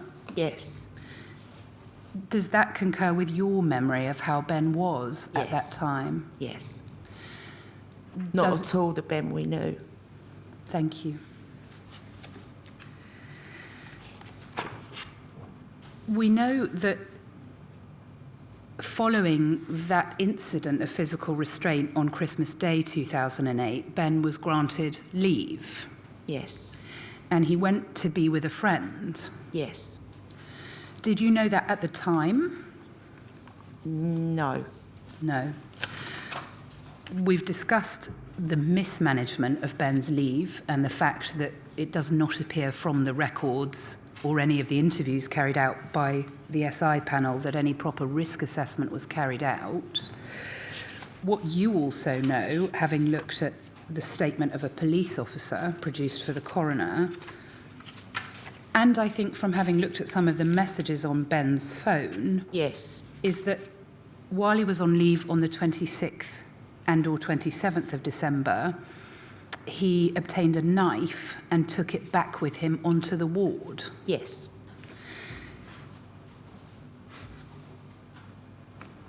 Do you know why he did that? I have the friend he stayed with. I have what he has said, but that is all. I don't have evidence as such. No. What did the friend say? That he thought his life was at risk.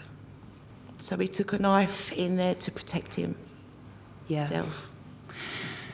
And one of the things you ask in your witness statement, it's a little later on, is that you have asked yourself many times since discovering those facts why it was that your son, having been placed as a patient in a facility that was meant to care for him, felt the need to arm himself for protection. Yes. And how did he get in with the knife? Yes. Why wasn't he searched? Yes. And questions go on and on. Why didn't the police investigate the knife? Yes.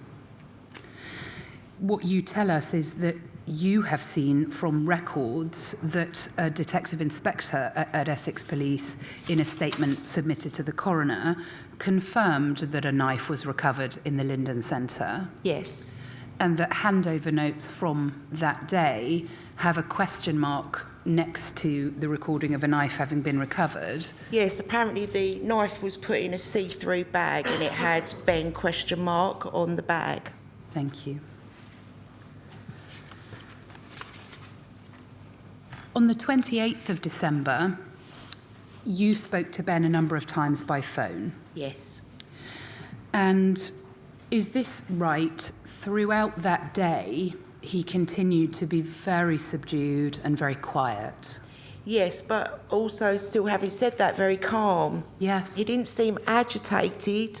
I mean, we had phone conversation, reading out the lottery numbers, and he was engaging more. Yes. but still so flat. So, but like I say, calm. And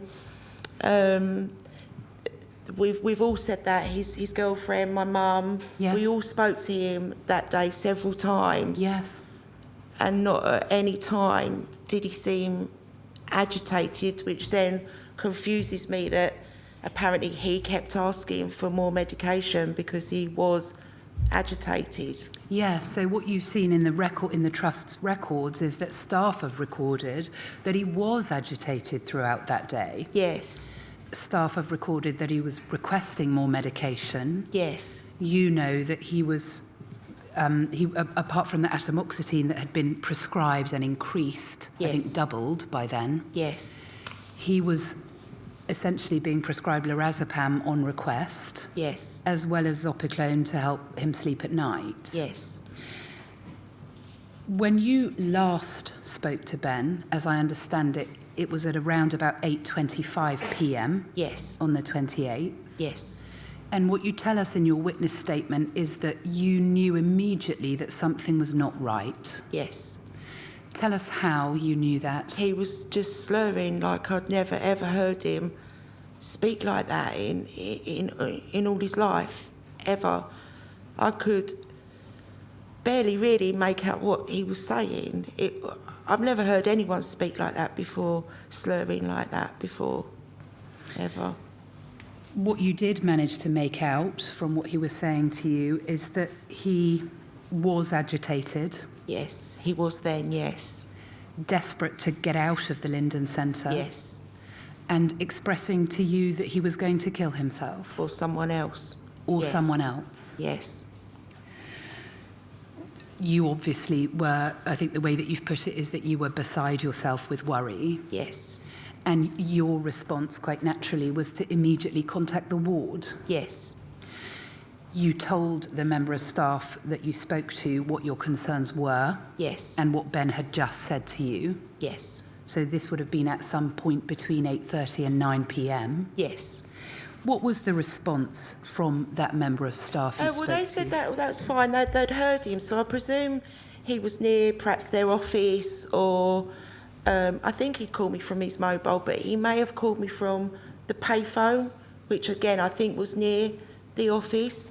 They'd heard him, and they'd heard what he said about he was going to hurt someone or himself. Yes, And that they was waiting for the duty doctor to come yes, to look into discharging him and sort his medication out. yes. Should be around 9 o'clock, and obviously they'd keep a close eye on him until then. Yes. Did you feel at the time that your concerns were being taken seriously? At the time, I think I did, yeah. I honestly still felt that he was in the safest place. Yes, Staff know what they're doing. yes, Nothing appeared could to- happen to him because Right. he's there with all them people watching him. yes. So you were made aware that he had been asking to be discharged Yes, and that the duty doctor had been called yes, to come and see Ben and review the situation. yes, and that it really shouldn't be too long before the duty doctor got to the ward. Yes. Now, just going back a little, I'm sorry I should have covered this. Is this right? I think when you spoke to Ben in that last call at 8:25, he told you that there had been some discussion with a member of staff about housing. Yes. Tell us about that. He told me that the staff were deliberately winding him up, saying that he was only there because he had nowhere to live. Yes. Obviously, they had his address. He had a flat with his girlfriend and his baby daughter in Harlow. Yes. He most definitely had somewhere to live. And the staff were telling him that he was probably just, he had a criminal thinking way of mind. Yes. And that he is the way he is because it's his mum's fault how I've brought him up. Ben told you that staff had said that to him. He had said to staff, I think, that he was going to hurt himself or someone else. Yes. Did Ben also tell you that staff had said, well, that's a decision for you, and if you do such a thing, we'll call police? Yes, he said that they warned to call the police on him again. Yes. I've actually lost count of how many times they called the police. Yes. Christmas night when the police come, I don't think they really knew why they'd been called, because, like they said, Ben was calm. Lying on his bed crying. Yes. Yeah. When you spoke to the ward, Ben having told you all that, and you've told us that you'd never heard him like that before, he was so slurred and very agitated. I think when you rang the ward to tell them about your concerns, you also told them about what Ben had just told you, that they were winding him up and telling them that he was only there because he was homeless. Yes. What was the member of staff's response to that? That was no, not at all. It wasn't at all like Ben's version. He must be confused. He must be this, he must be that. They didn't say it. Yes. Did you speak to that staff member about what Ben had said to you, that staff was saying to him, well, that's just criminal thinking? Yes. And what was the response? They denied saying any of that to him. Yes. Lisa, what we now know from the records, and of course there would be no way for you to know this at the time, is that the two staff members who had been dealing with Ben on that evening and who had called the duty doctor to come and review him actually left work half an hour before their shift was due to finish at 9 p.m. Yes. Your understanding, and this is from the serious incident report, is that that is a practice that is permitted. Yes. As long as the ward is quiet and safe. Yes, and according to them, and obviously then me, what I heard, it wasn't. It wasn't quiet and safe. Right. Ben was on the phone to me, really, really agitated. So how can they just think, oh, we're off now, half an hour early, we'll... Yes, and they themselves had reported that agitation and that they had warned him about possibly calling police. So in your view, is this right? The ward was anything but quiet or safe? Yes. I want to take you, please, to the following morning. Yes. And to what you had to go through. Yes. In order to learn that your son had died. Yes. My understanding is that you phoned the ward as normal. Yes. Well, I tried to phone Ben first, Right. but obviously... There was no answer. I'm going to take you through this, Lisa. You tell me if I have anything wrong. Yep. You called the ward and were told to call police. Yes. You were not told why you would call the police. No. You followed that instruction and called police. Yes. Who told you to call the ward. Yes. You went round in circles in that way. Yes. 3 times. Yes. And on one of those calls to the ward, you heard a member of staff saying, "This is not fair." Yes. In your last call to the police, presumably by then substantially panicked, Yes. an officer asked you for your address, Yes. and about 15 minutes later, 2 officers attended. Yes.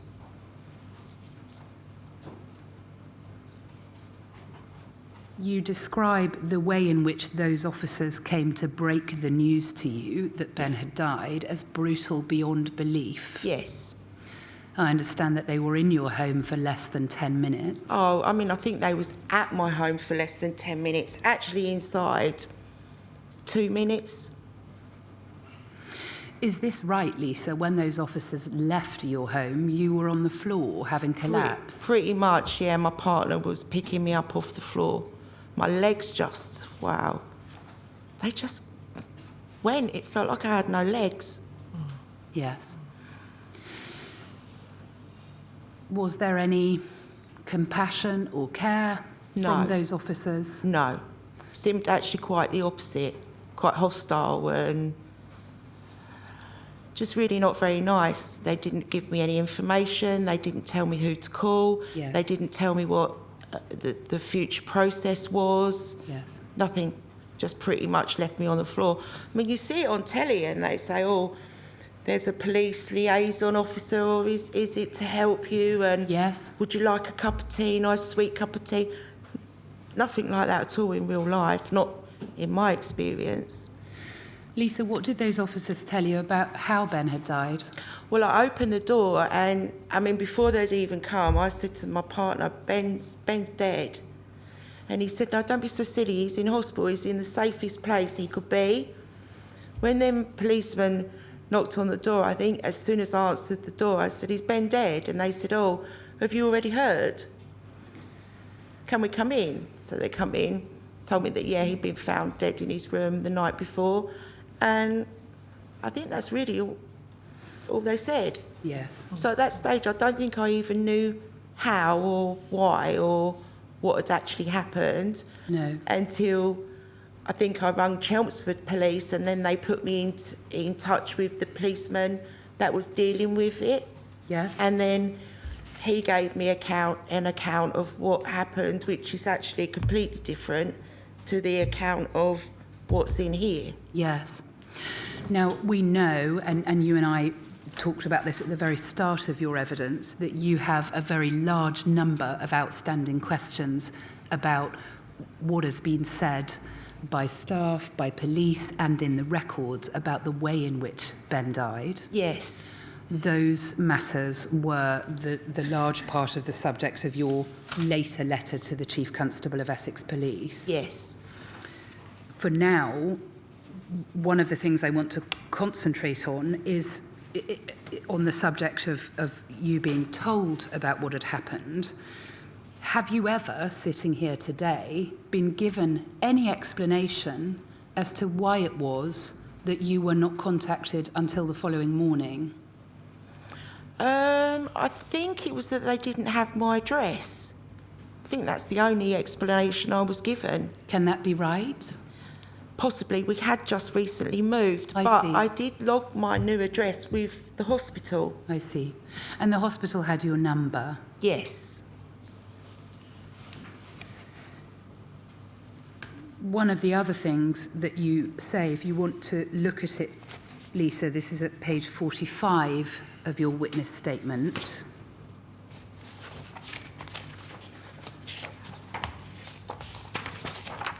And at paragraph 10, so page 45, and it's the second paragraph down, this Yes. actually comes from your letter to the Chief Constable, but is very relevant to the matters we've been discussing. Now, you have learned that Ben was discovered at 9 p.m. Yes. and that attempts were made to resuscitate him, Yes. that he was declared dead at 9:43 p.m. Yes. One of your central questions is that given that you were speaking to staff between 8:30 and 9 p.m, given that you were reassured that the duty doctor had been called, Yes. that he was awaiting review, and that there was clearly awareness on the ward that he was agitated and needed to be seen by a doctor, Yeah. you cannot understand how Ben would have managed to take his own life in that very short period. Is Yes. that fair? Yeah. Why was he not being watched like they said? Yes.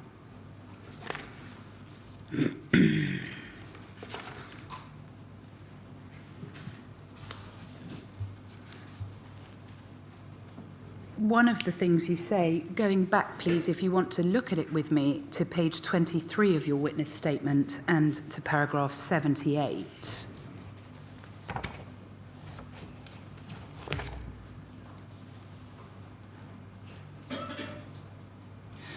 Lisa, you say there that you do understand that there were aspects of Ben's behaviour that might have been challenging during Yes. his period Yes. on Gallywood. Yeah. But your understanding from what you saw at the time and from what you've seen in records since is that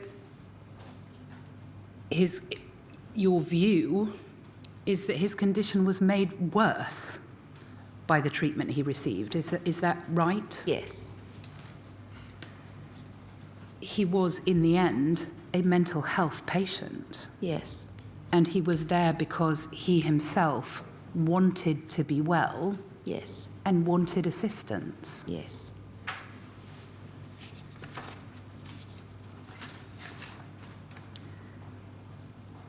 One of the statements you have seen, which I think was submitted, it's actually the notes of an interview for the serious incident report with a member of staff from Finchingfield Ward.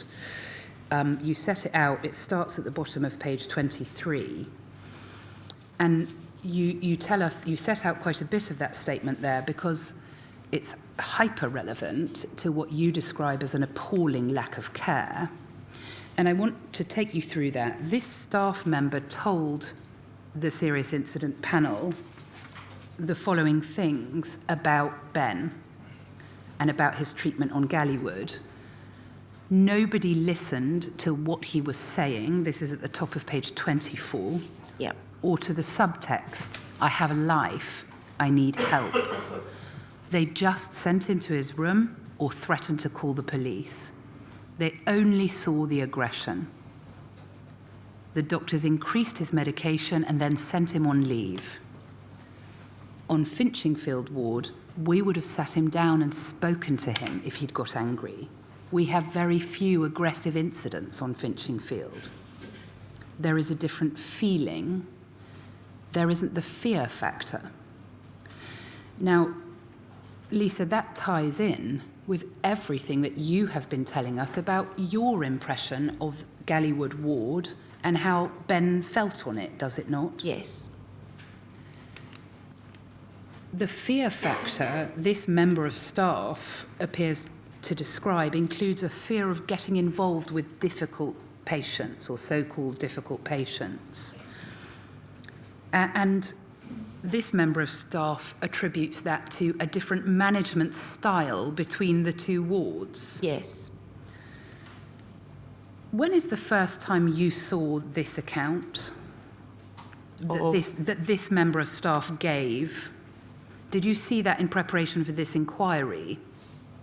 No. You saw it at some point after seeing the SI Yes. report? Yes. I think you must tell me if I'm wrong, one of the most striking matters to you in this interview of that member of staff is that this person says as follows: the saddest thing is that a different staff group and a different culture might have resulted in a different outcome. Yes. And that is the life of your son. Yes.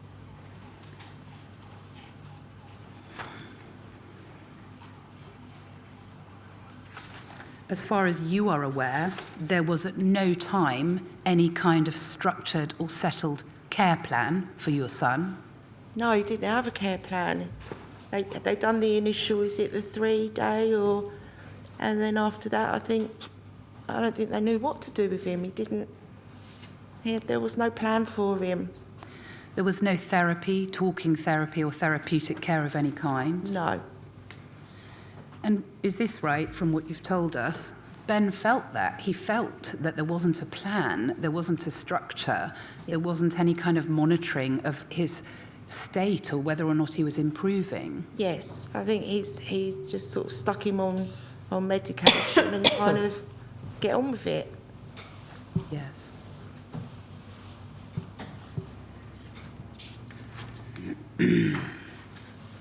If we look, please, at page 26 of your witness statement, this is where you summarise for us some of the findings of the serious incident report.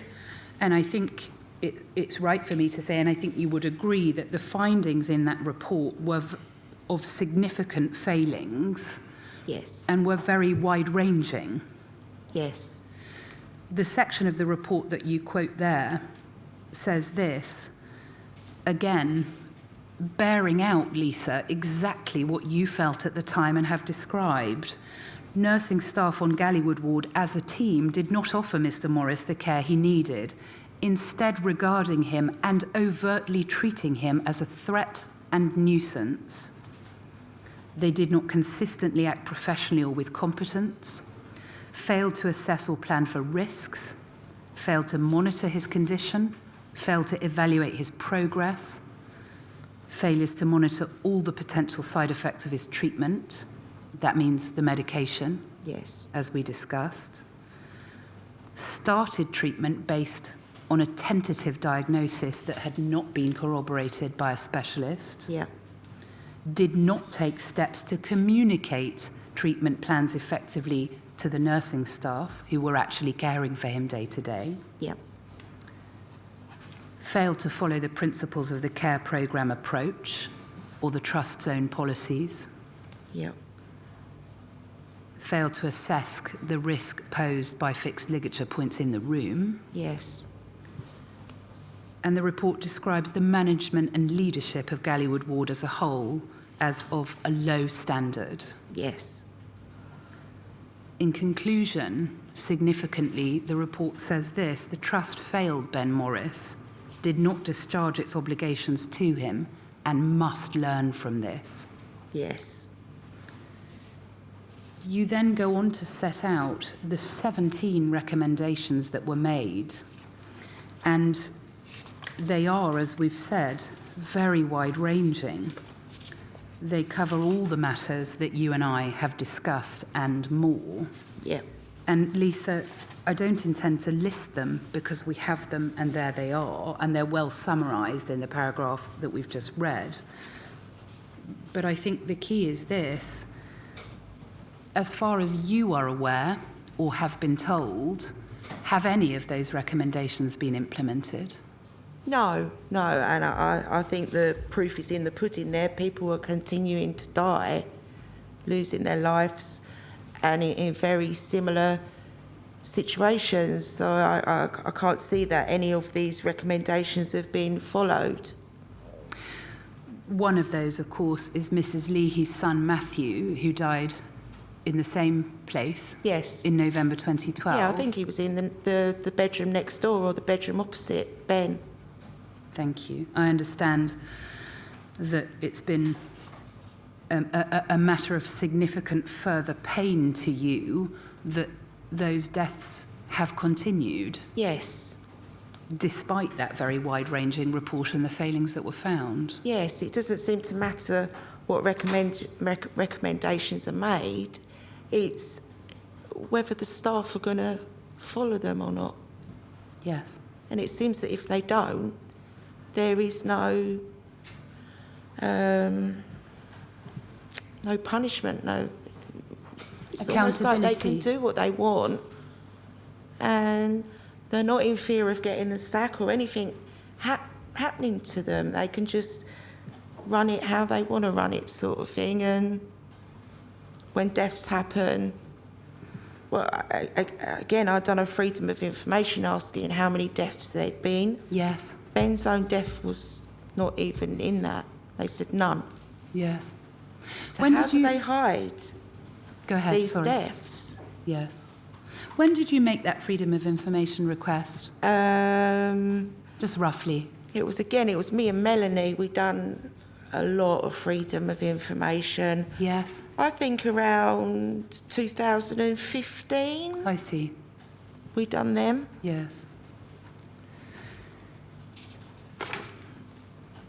I want to talk a little to you about the inquest that took place in February 2011 and your experience of that, Lisa. Yes.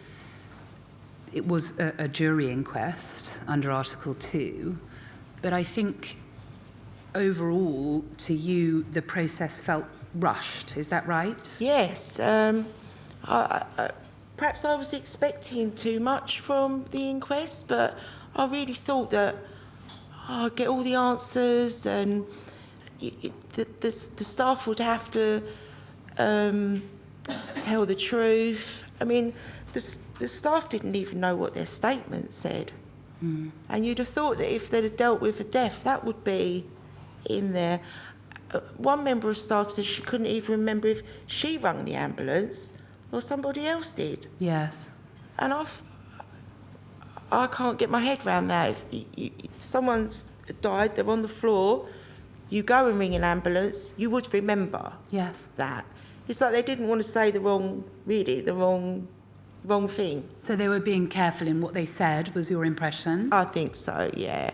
And it didn't seem to worry anyone that it was too long ago, I can't remember now, wishy-washy answers. Yes. That was all seemed fine, not unusual to the inquest team. Yes, I see.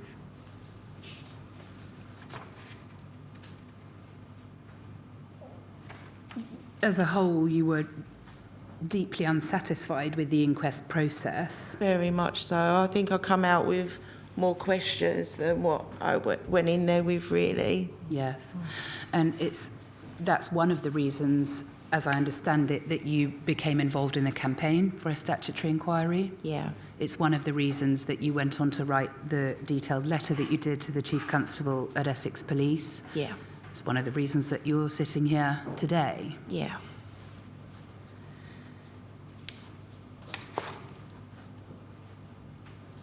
As well, can I just say as well, Please that do. the inquest was set for a lot longer than, or for longer than what what happened. Yes. It finished on a day, and I was told that the coroner had heard enough evidence. She didn't need to hear any more. Yes. And that was it. So it didn't even go full term.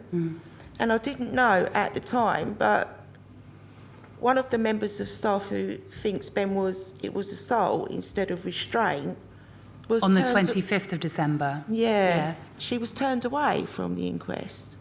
So how can the coroner say she'd heard all she needed to hear, Yes. but she hadn't heard everybody's who was on the witness list? That just seemed really odd to me. Yes. Lisa, were you legally represented during the inquest proceedings? Yes. The jury concluded, you record at the bottom paragraph of page 31 of your witness statement, that Ben killed himself whilst the balance of his mind was disturbed before his illness was fully diagnosed, to enable a suitable care programme to be implemented to manage his condition. These factors more than minimally contributed to his death. Now, to you, that is not a comprehensive finding. Is that a fair way for me to put it? Yeah, definitely. Because again, I feel that half of the actual evidence didn't even go into the inquest. Yes. It was never questioned why Ben's injuries aren't on his post-mortem, or none of that was relevant in it. It was just him question the staff. They can say, I don't remember, Yes. let's all go home. Yes. Now, if we can, I'd like to move on to the more recent PHSO report that was published in 2019. And the title of the report was Missed Opportunities, What Lessons Can Be Learned from Failings at the North Essex Partnership NHS Foundation Trust. That report dealt with both your son's death and the death 4 years later of Matthew Leahy. Yes.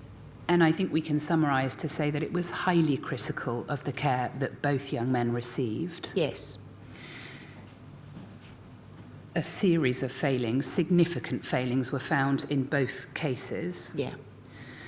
And perhaps most importantly of all, that report concludes by saying, we believe that, this is the PHSO report from 2019, we believe that in an organisation committed to learning and improvement, the evidence from these cases should have prompted immediate action, led from the very top of the trust, with senior accountability for delivering and evidencing improvement. Instead, it appears that there was a systemic failure to tackle repeated and critical failings over an unacceptable period of time. Yes. Lisa, you and I sit here now in 2026. What is your view about any changes or improvements, if any, since those words were published? I don't think there's been any improvement. From what I keep reading, it's getting worse. Every time I sort of go online, there's another death, especially on the trains. It's almost every day you read about someone that has took their life on a train. Yes.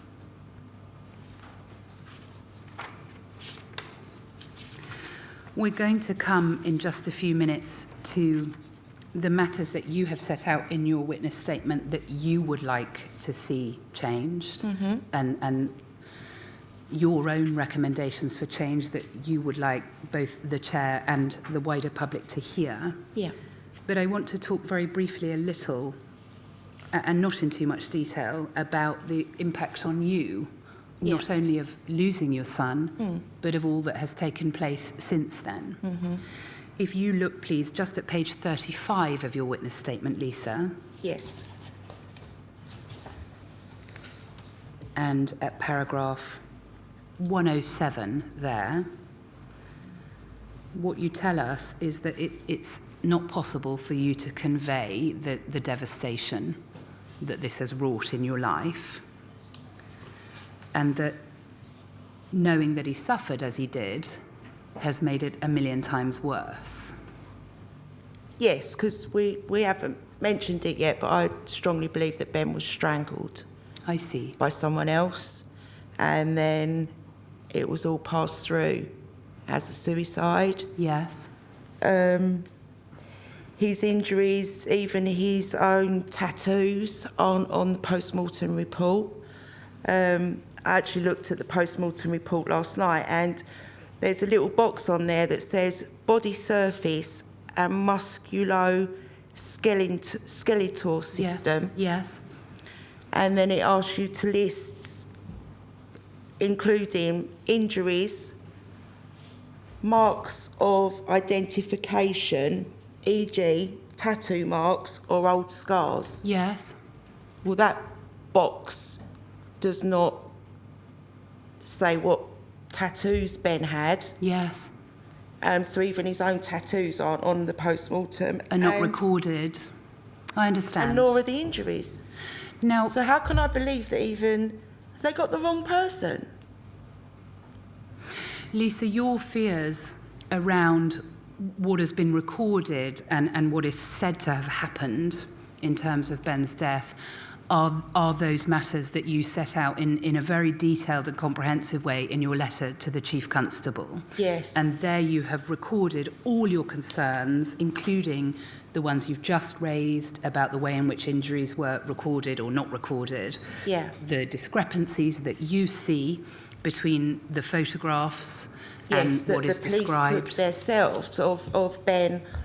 After he'd passed away, he was still laying on the floor in his room Yes, when the police took the photos of him. yes, And again, what you can see in the photos is not logged is different. on the post-mortem report. Yes, I understand. There's like, and it's not just little things.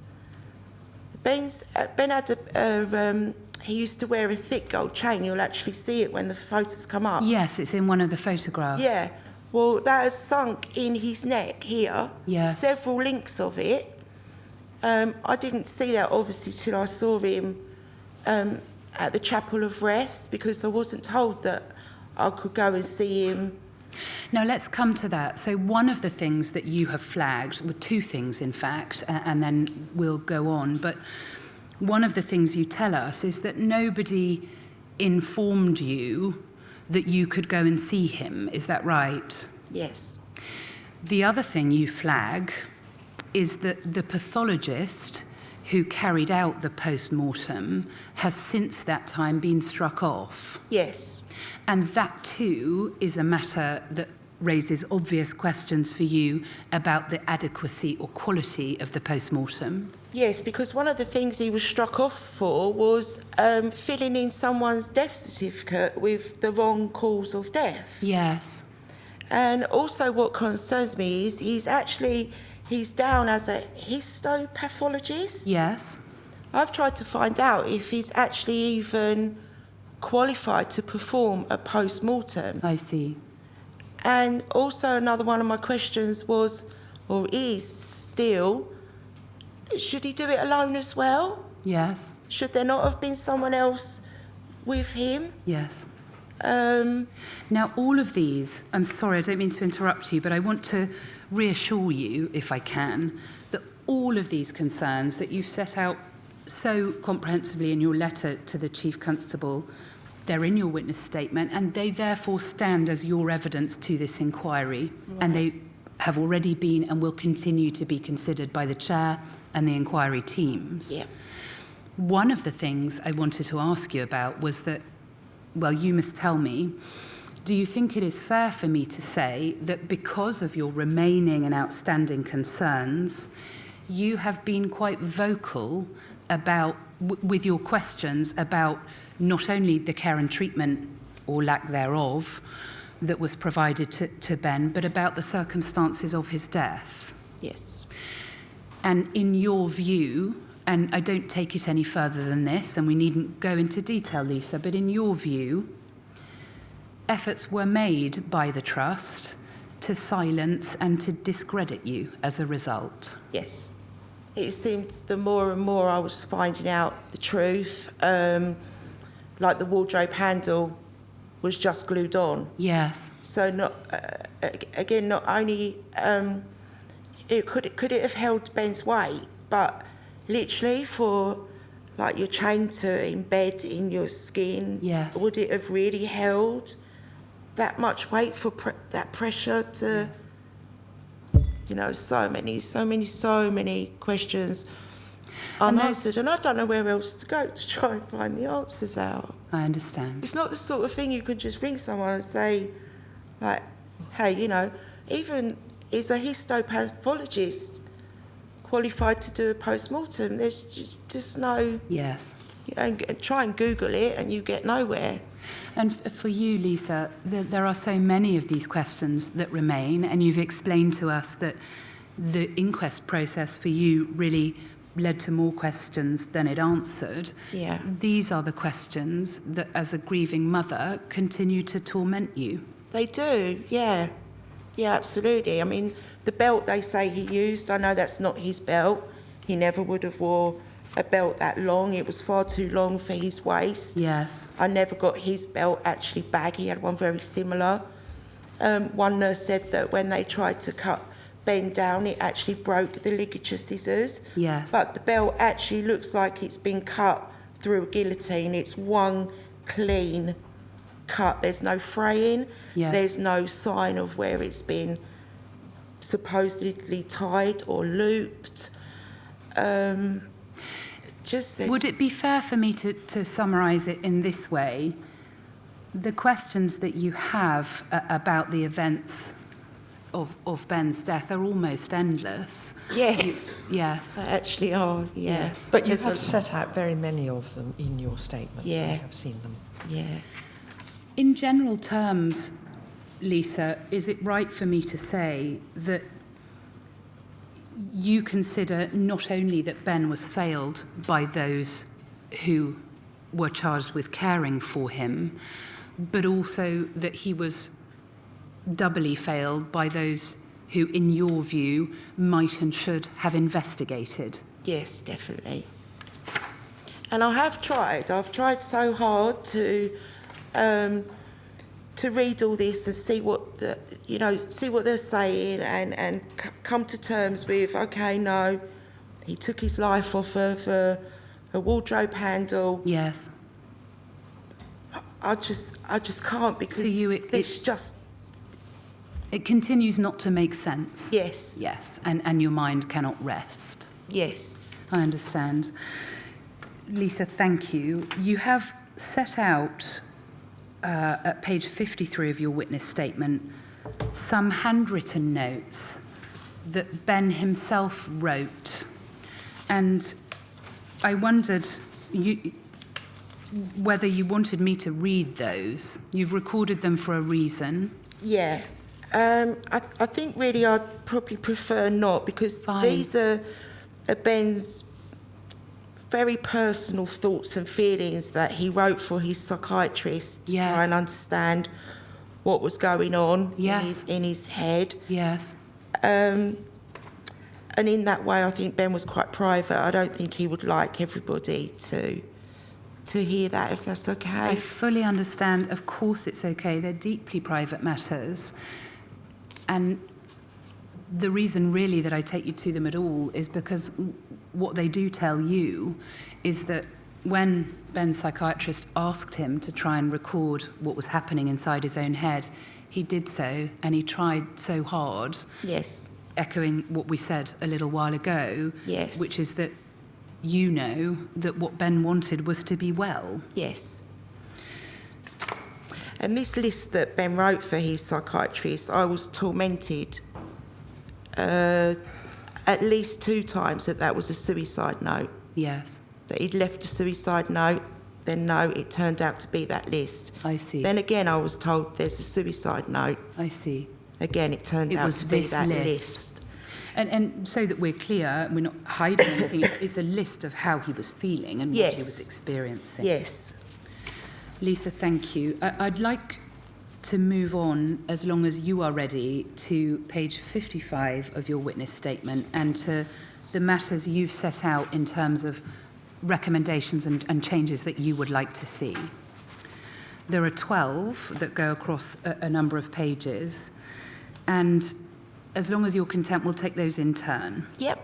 So the first is that you consider that at the outset of mental health inpatient care, there should be a comprehensive assessment of each patient, including a physical and mental health assessment. Yes. Tell us why you think that is so important. I think the physical side, like I've put in here just a routine blood test to check your vitamins, your level, your B12, your vitamin D. Yes. I think that can really play a part in mental health. If you're low in them, you're feeling pretty. Bleh. Yes.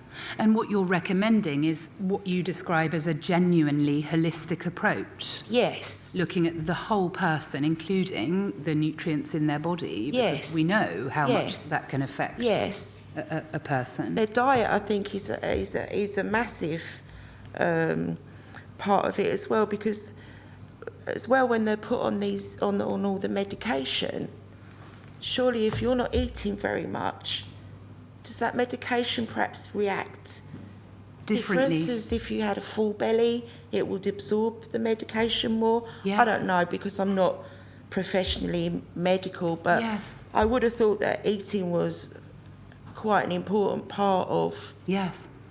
you know, The care of someone. Yes, and getting better. And we all know we can be a bit hangry if we've got Yes. an empty belly. Indeed. Secondly, you go on to say that every patient should have a care plan that is individualised and patient-specific. Definitely. Now, in Ben's case, he didn't have one at all. No. But what you are focusing on, I think, and you must tell me if I understand wrongly, is that mental health is so individualised. Yes, very, I think. And that you consider that it has to be patient-specific and that it has to be regularly reviewed and updated. Yes. And in particular changed if something is not working. Yes. Yes, because I think what they may need when they're admitted, a week or two later, perhaps with medication, and if they've gone in psychotic and they're calming down a bit, they may not need that as much. Yes. Or it could be the opposite way round and they need more. Yes. You also then talk about, and this is a theme that, Lisa, I know you've been following the inquiry a little, we have heard from family after family. You concentrate on the engagement with families and how crucial it is that families should be kept up to date and fully informed. Yes, but it doesn't seem that, well, in my experience, it doesn't seem they want to. Go on. They just want control, perhaps isn't the right word, of the patient. Yes. With no outside input or interference or complaints whatsoever. Yes. From friends or family. Do you feel that it's in your experience, as you're describing it, that it's a defensiveness? Yes, I think they're perhaps worried of what family, friends and relatives may see or find out, and yeah. And a reticence to be questioned about the way in which care is being carried out. Yeah, I think it's almost sort of how dare you question the way we work, Yes. really, rather than actually asking what are your concerns. Yes. And, you know, no one ever sat with me and asked me if I'd even got any concerns. No. As I understand it, no one asked you for any background to Ben's life? No. Any information about what might help him to be calm when he wasn't? No. What trigger points might be? No, I mean, one time I went to visit and Ben would push on the buzzer to try and get back onto the ward. Yes. If no one answered, he'd push again and again and again. His finger would just be on that buzzer, and Yes. it probably, I admit, it probably drove him nuts. Yes. But rather than talk to Ben about that, they actually said to me, can you ask him to keep pushing the buzzer, please, every time he wants to get in?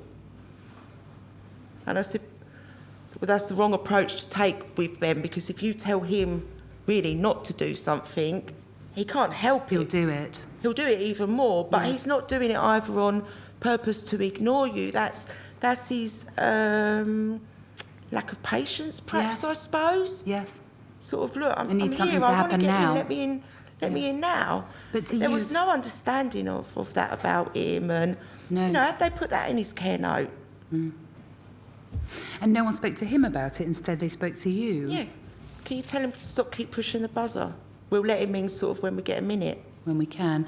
The other thing you say is that, because you're aware, I mean, obviously Ben was an adult, and one of the things you say is that if ward staff don't have the consent of a patient to update the family, then nonetheless, and at the very least, they could seek input from the family without breaching confidentiality. Yes.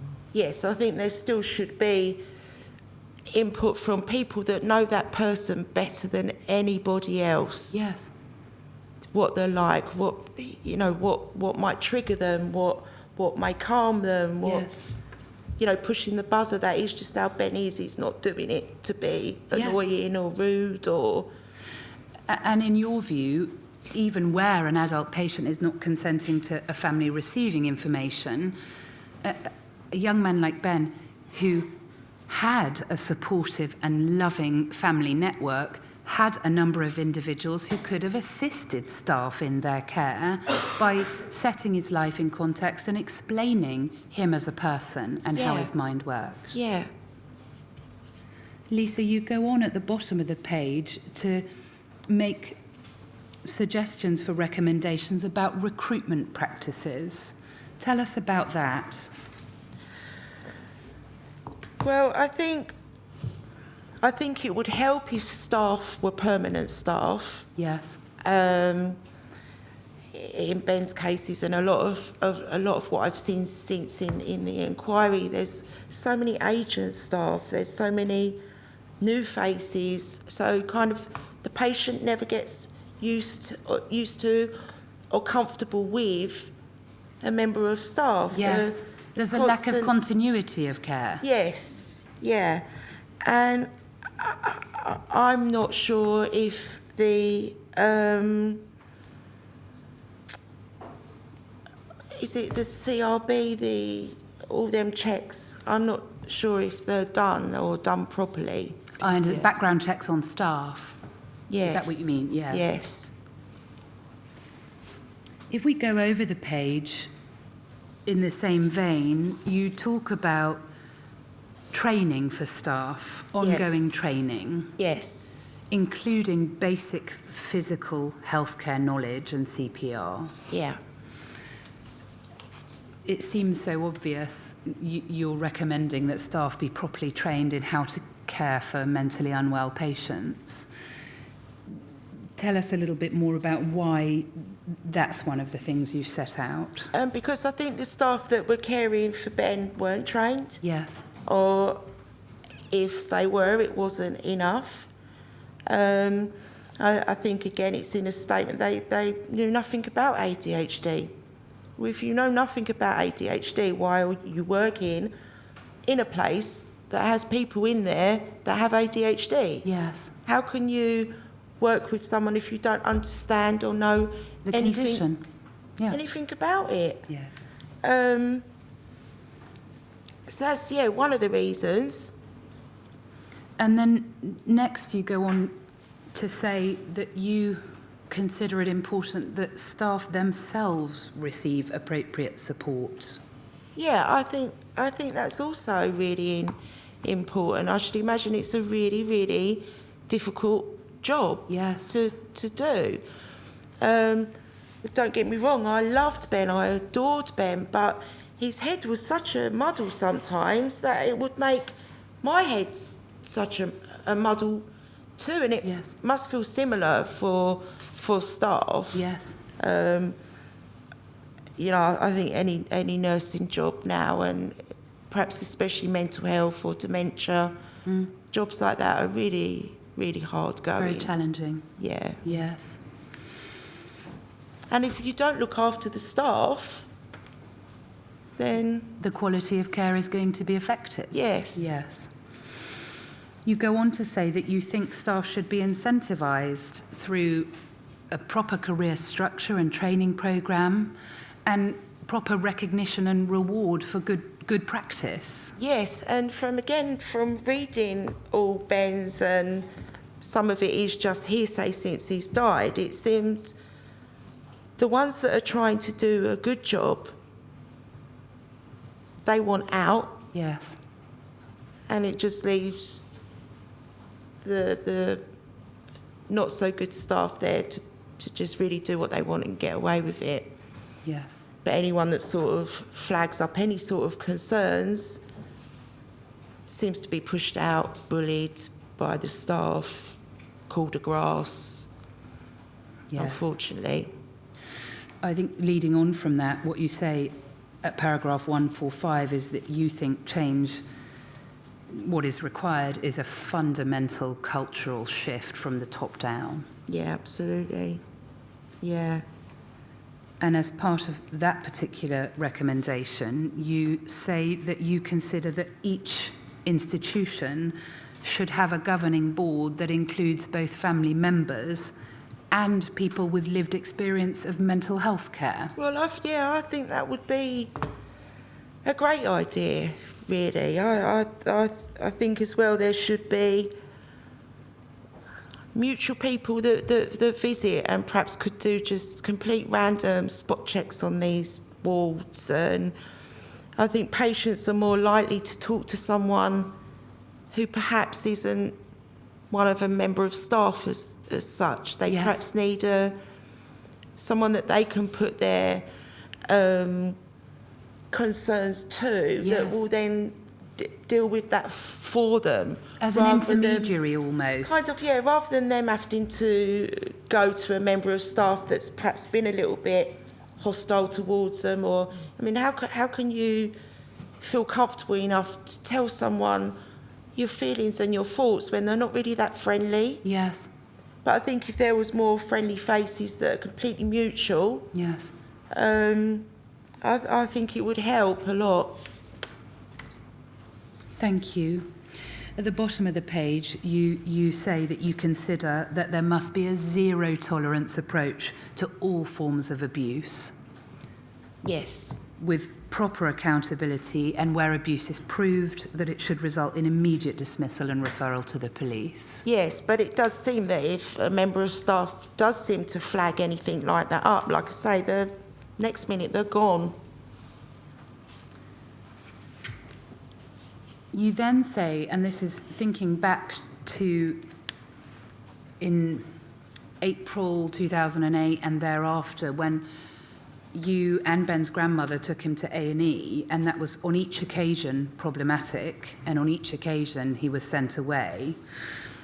What you say at the top of page 57 is that you think we should have dedicated mental health A&E treatment units. Yes, I think that would benefit A&E because it would take the mental health part of things away from such a massive busy A&E right now. Yes, And then also for the patient, they're sitting with people that are perhaps trained more in mental health, and they've got more of an understanding of their behaviour, or if, you know, anything, they could be shouting, they could, and they're not punished for it. Yes.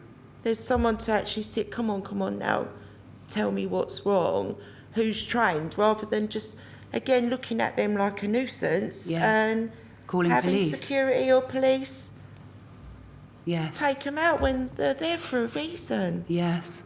So a space that is more suited to those in mental health crisis. Yes. With staff who are trained to recognise that difficult or aggressive or agitated behaviour Yes. have underlying mental health causes and can deal with that more comprehensively and in a more therapeutic way. Yes. Yes, because to someone that knows nothing about mental health, which a lot of staff in A&E, they're just not trained.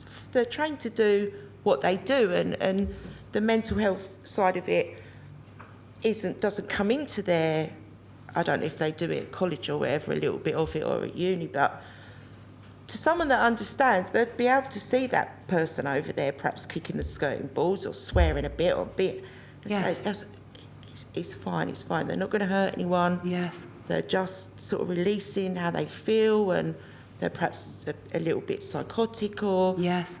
and you know, These are rather than, symptoms. oh my God, they're trouble, get them out. Yes. Yes.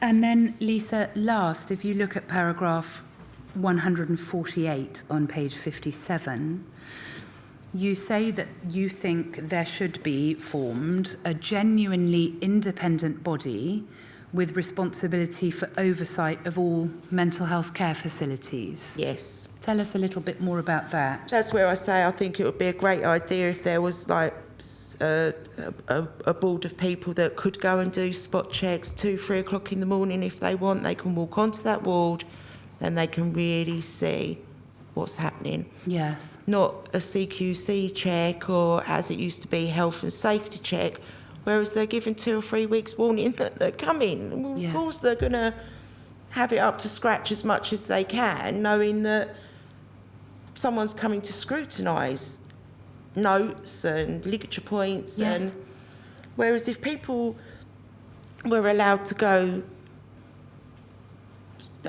any time of day or night, In an unscheduled way. what Yes. might they see or find? Yes. Lisa, I have come, I think, to the end of my questions for you.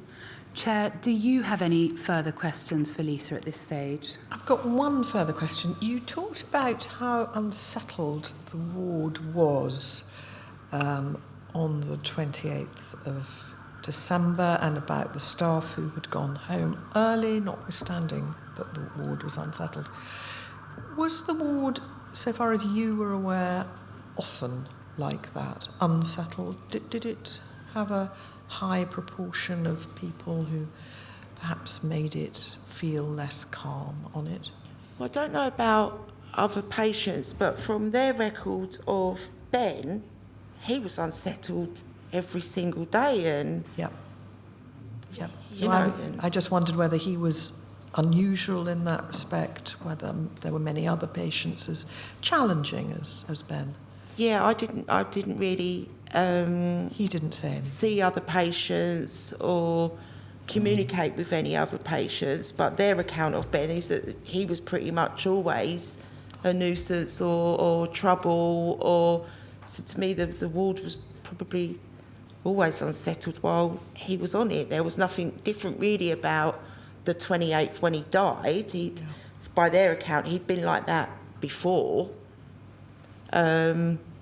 Yes. Thank you. Yeah. Thank you. Lisa, we're now going to see, I think we've got 6 photos of Ben, and we're going to put those on screen. All right? If Thank you could have you. those up, please.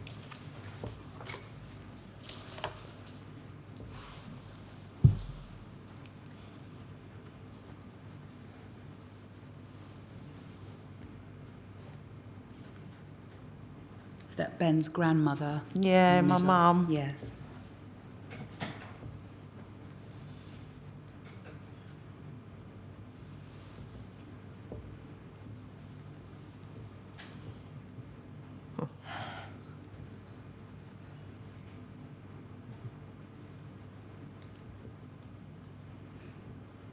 That's the chain. Yes, I remember you That's a referring big to. chain. Thank you. Yes.